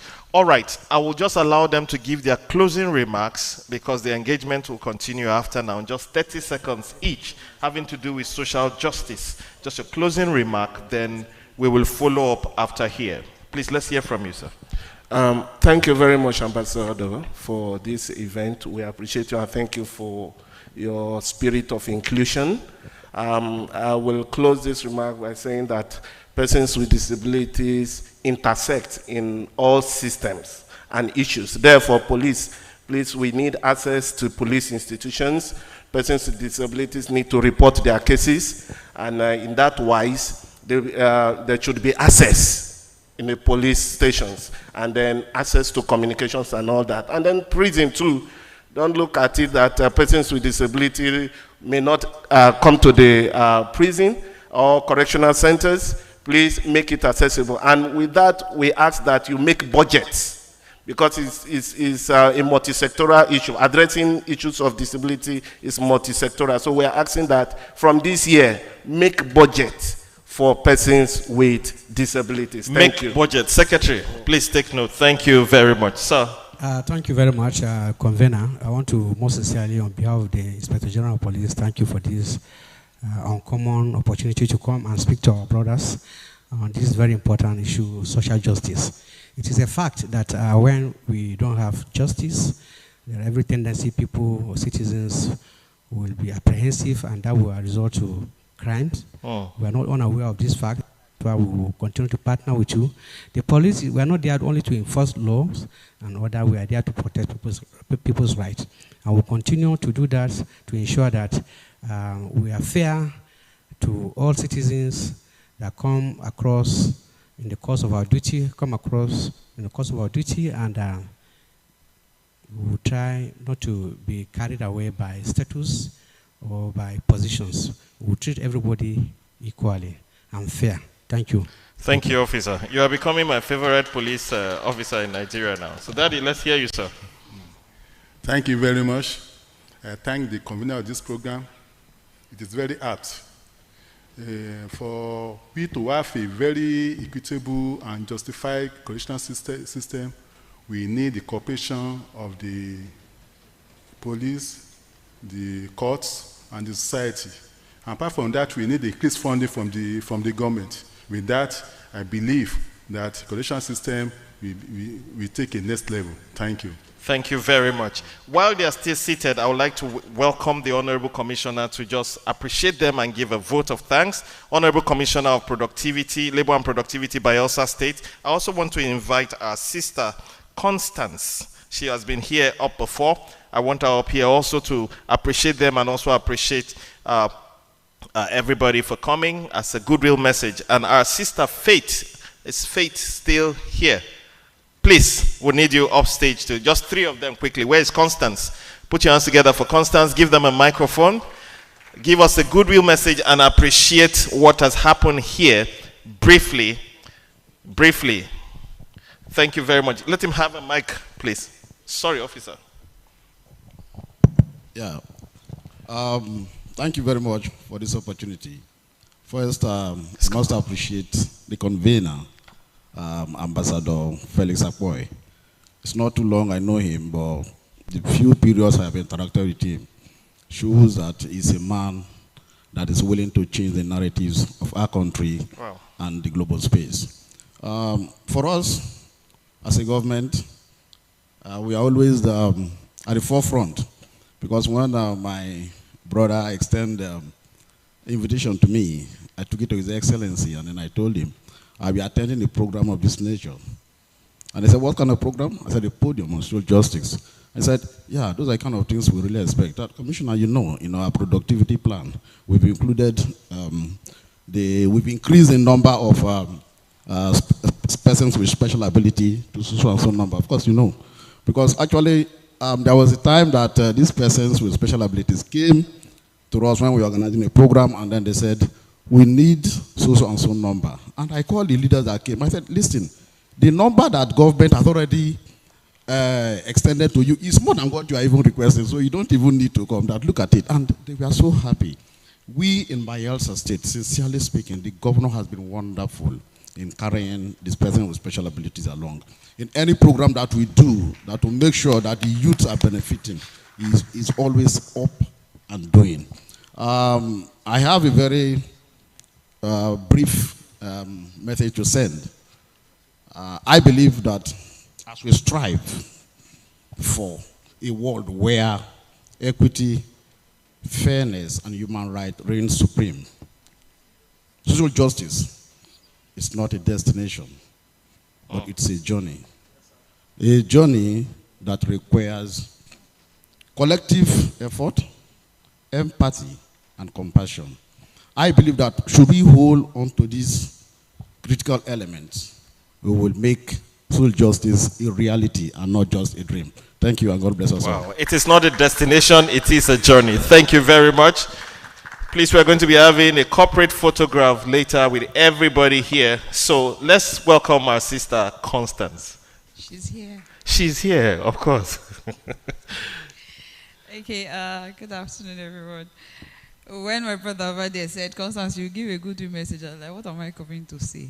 So it took me days because I like to write from my heart and how I feel about certain issues. So I'm going to read my goodwill message. Permit me to read. I know a lot of people have come up here and they've been speaking from their head. What I'm reading is also from my head, but it's no longer here. It is now here. So permit me to read my goodwill message. Good afternoon, distinguished ladies and gentlemen. And permit me to stand on already established protocol. My name remains Constance Nneka Onyemechi, Executive Director and Founder, Women and Girls with Albinism Network. As we have gathered here to have a robust discussion on social justice, it is imperative and worthy to note that social justice involves addressing all inequalities, discrimination, and oppression. Its aim is also to promote equal access to resources and opportunities, protect human rights and dignity, and also foster inclusivity, diversity, and equity. And this is achieved through advocacy, through policy reform and legislation, and empowerment for all marginalized communities, especially women and women with disabilities. As we stand together for justice, especially for women, we remember the tragic story of Christiana, who was brutally murdered by someone she trusted. Her senseless killing is a stark reminder of the violence and discrimination women face daily. We equally remember Uwa, who was murdered in church where she went to read. Bamishe, who was murdered on her way from work. Inyobong, who became a victim when all she wanted was a job. Afiba and Celine, who were also murdered. Amina, a woman with disability, who was murdered by her boyfriend over a misunderstanding. The young athlete from Uganda who was set ablaze by her boyfriend after returning from the Paris Olympic. The French pensioner who drugged his wife to become unconscious and contacted strangers, 19 men, to sleep with her. Let the memory of these women fuel our determination to create a world where women can live without fear of harm, where friendship and faith communities are safe spaces, and where justice rolls down like a mighty stream. I believe that together we can make a difference and create a world where women's rights are human rights. Thank you very much. I also want to appreciate the panel session. They've thrown light to so many issues concerning disabilities, concerning access to justice, and for those who were deprived of justice, how they can get justice. But I also want to implore us that we can do better. I believe that this discussion should not just be a discussion, but it should be actions. Because I'm used to where we have beautiful settings, people come and they say things that they have rehearsed. They give back to us what they have rehearsed, but their actions is opposite of what they have said. So I want to implore the panelists that with your good office, you can continue to do the good work. You can put measures in place to ensure that the bad eggs are removed. It is our responsibility to make Nigeria better. Thank you. Thank you very much. Can we have your speech? Can we have a copy of that speech later, please? Please, Secretary, sir. Finally, Mrs. Faith, please help us get the full names and the organization you represent. You've been smiling throughout this program. You've been an encouragement to me. Please put your hands together for her. Thank you. Good afternoon, ladies and gentlemen. I said my name's earlier, but I will repeat it again. Please do. Barrister Faith Dimka is my name. I'm a lawyer, and by the grace of God, I'm also a superintendent of police. I work in the legal and prosecution section of the police force. So it's an honor to be here, sir. It's a pleasure, sir. Okay, but this is your boss. Oh, yes. Yes. It's all right. But you know, we wear this unique regalia where we're both representing the force and we operate significantly in the criminal justice system. So that cannot be overlooked. Permit me to start my goodwill message by quoting one of the most powerful leaders that I believe has ever walked the surface of this earth, from the United States. His name is John F. Kennedy, and he said something very powerful. He said, "I would rather light a candle than cause the darkness." In Nigeria, we have a habit of causing the darkness. We have a habit of saying what is wrong, this is wrong, this is wrong.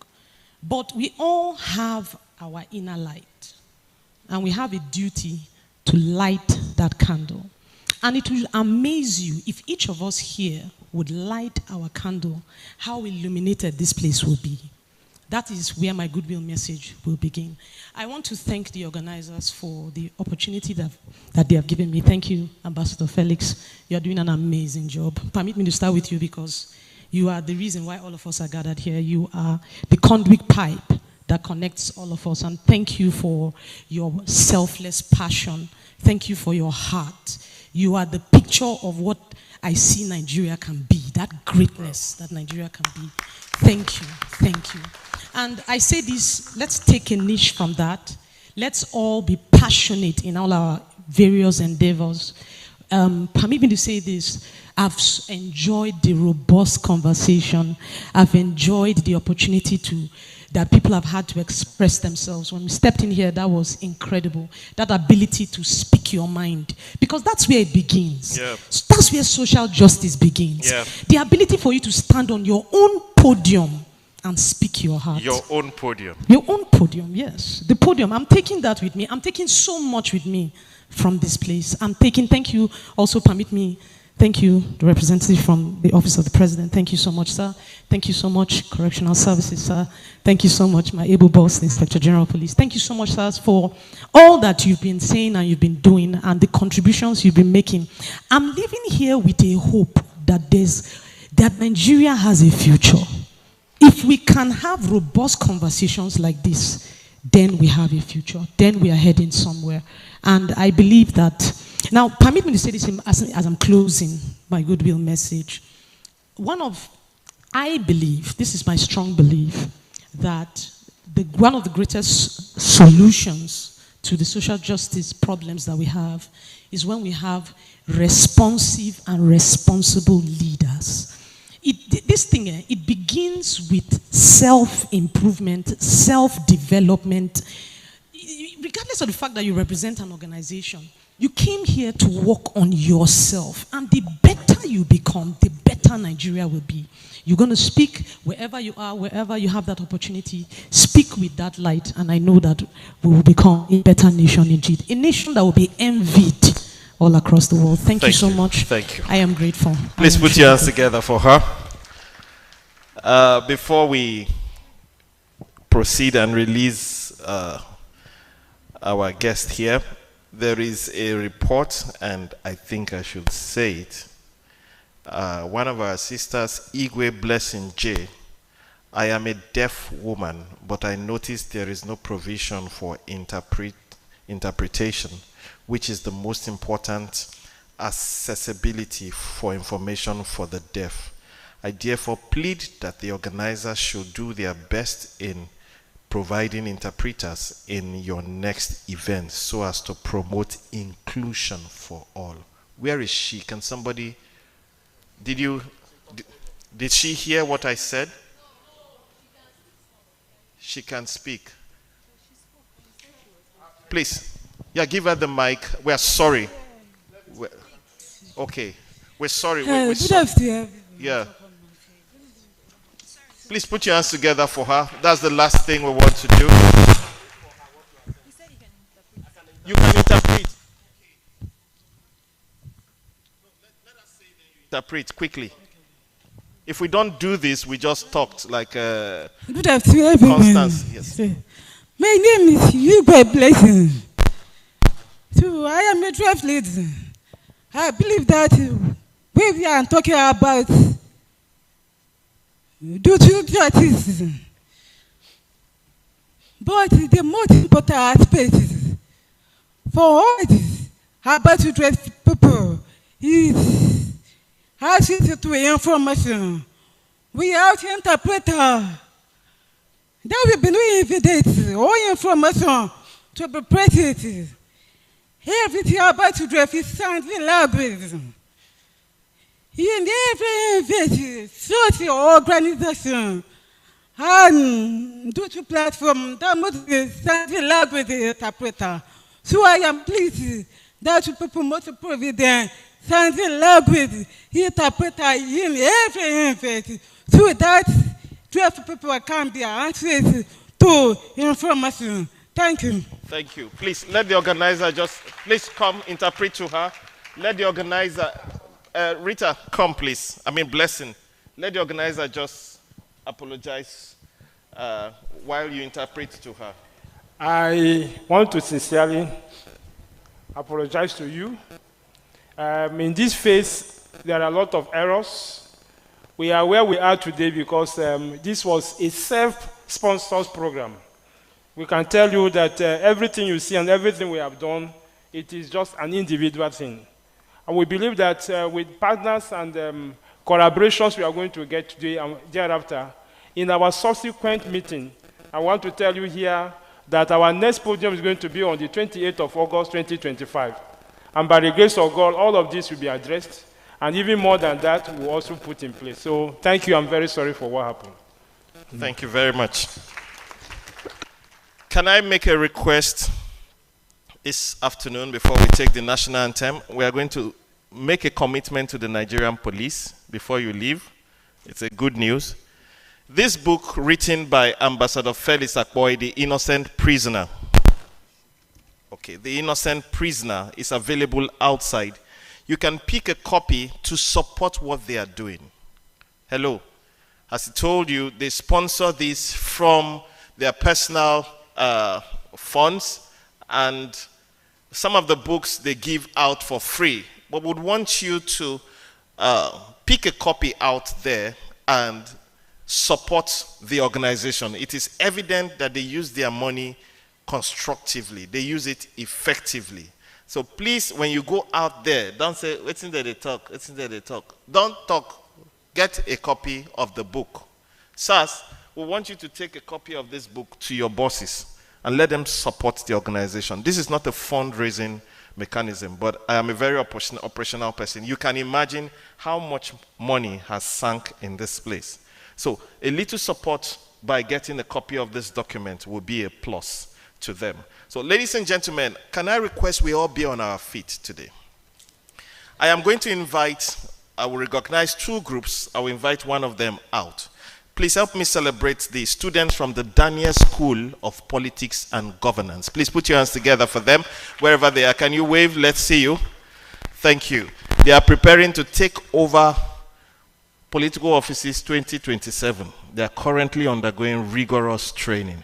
At the right time, they'll pay your boss a visit, sir. At the right time. We also have a special group here. We call them the Green Group Nigeria. Where are they? Please put your hands together for them.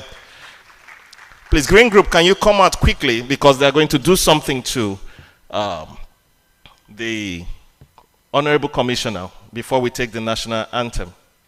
Ambassador, sir.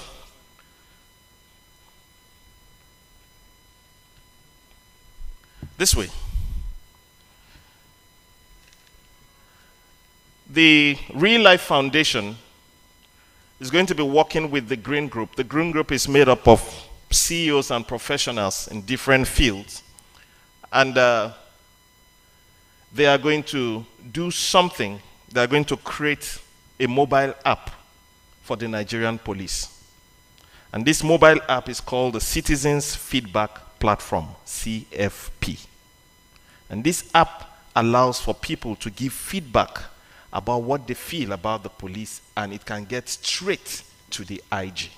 For now, that app is going to be relatively free, no cost. That is our contribution, their contribution to the Nigerian police. And once that is done, they're coming to present it and open it up to the general public. So when you get back, sir, tell your boss that the Real Life Foundation event has added a plus to your organization. And we are doing this with a mind of giving back, so that we can, when next we gather, we don't have too much complaints, because there is a feedback mobile app. On your phone, on Android, on any other platform, you can download that app and get feedbacks and make complaints directly to the IG for necessary action. Like our sister Faith said, when people express themselves, that is the first step to social justice. That's the very, very first step to social justice. Now, as part of this commitment, I'd like you to prepare. There's going to be an interaction through the leadership of this group to meet your boss and get how that app is going to be working with your relevant department. And this is our way from the Real Life Foundation, the Green Group, and other people working here to add something to your organization. And please put your hands together for them. They are going to work. This is a mobile app. Anywhere in the world you can reach the Nigerian police, and you should be able to create a department that responds to the app. Let's just get his feedback quickly to that. Then you give them a handshake as a commitment before we take the national anthem. Thank you very much. Wow. Where is she? Okay. Once again, good afternoon, ladies and gentlemen. I'm actually overwhelmed with this powerful gift, because we need it. As I was telling you, some of the reports, some of the incidences we used to get is from some of the social media platform that is being monitored by the Force Population. With getting this app, which makes it more accessible to more Nigerians to ventilate the angers, getting right to the IG. I want to say I'm so on behalf of the IG, say we are so grateful. We can't thank you enough. This is a show of patriotism and love for your country. I will say we are so grateful and we are willing at any time to partner with you. And our doors are always open. We are so grateful on behalf of the Inspector General. Thank you very much. Gratitude. Thank you very much, sir. Thank you very much. All right, please, we just let Ambassador welcome the United Nations people here while we are still standing because our time is up already. They just walked in. Yes, you can go ahead with your handshake. Okay, come and shake me first, sir. Where is the cameraman? Has he gone? Snap. Let me show my wife that Snap is a good policeman.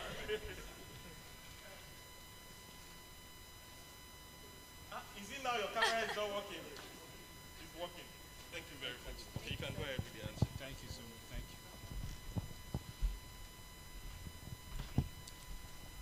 Thank you. While we are standing, sorry, the standing is for this issue. I want to immediately call on our beloved sister, our strong partner, our strong pillar. She just told me we've been communicating since morning. She has a very tight schedule. I'm even happy and surprised to also, in the midst of a tight schedule, she still made it here.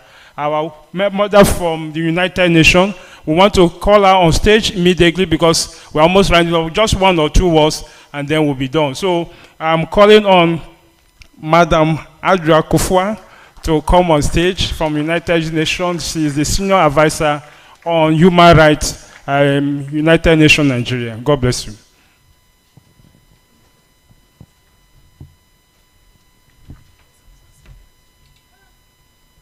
Thank you so much. Thank you. Should I use this? Good afternoon. All protocol observed. Apologies for coming so late. We have a delegation in Nigeria for the next 10 days, so I was tied up with them. And I'm just really happy that I made it. I felt it was so important to be here, and so does the UN Resident Coordinator, Mr. Mohammed Fall. Knows I'm here, and he also sends his greetings. I'm sure you've had an amazing day. I think I came at the right time. I heard about the launch of the app for the Nigerian police. And so this is really wonderful news. As many of you know, us in the UN, we are working with the law enforcement, especially the police, to support the Police Act 2020. So all type of support from civil society such as yourself can only be welcomed, and we are here to support you in that. I don't want to say too much because, as I said, I'm not really prepared. I just rushed in, and we are just very pleased to be associated with this. And you can count, you can continue to count on the support of the UN as we take this work forward. Thank you so much. Thank you.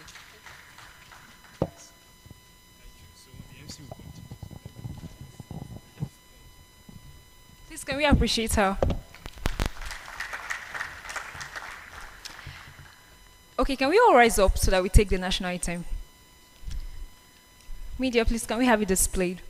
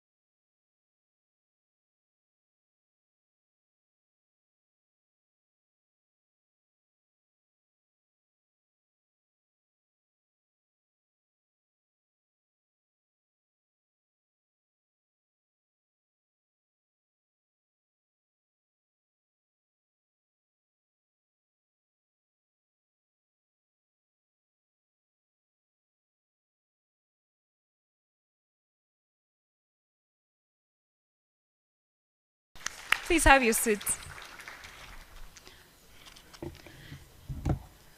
Okay, so please, can we all come out for the group photograph?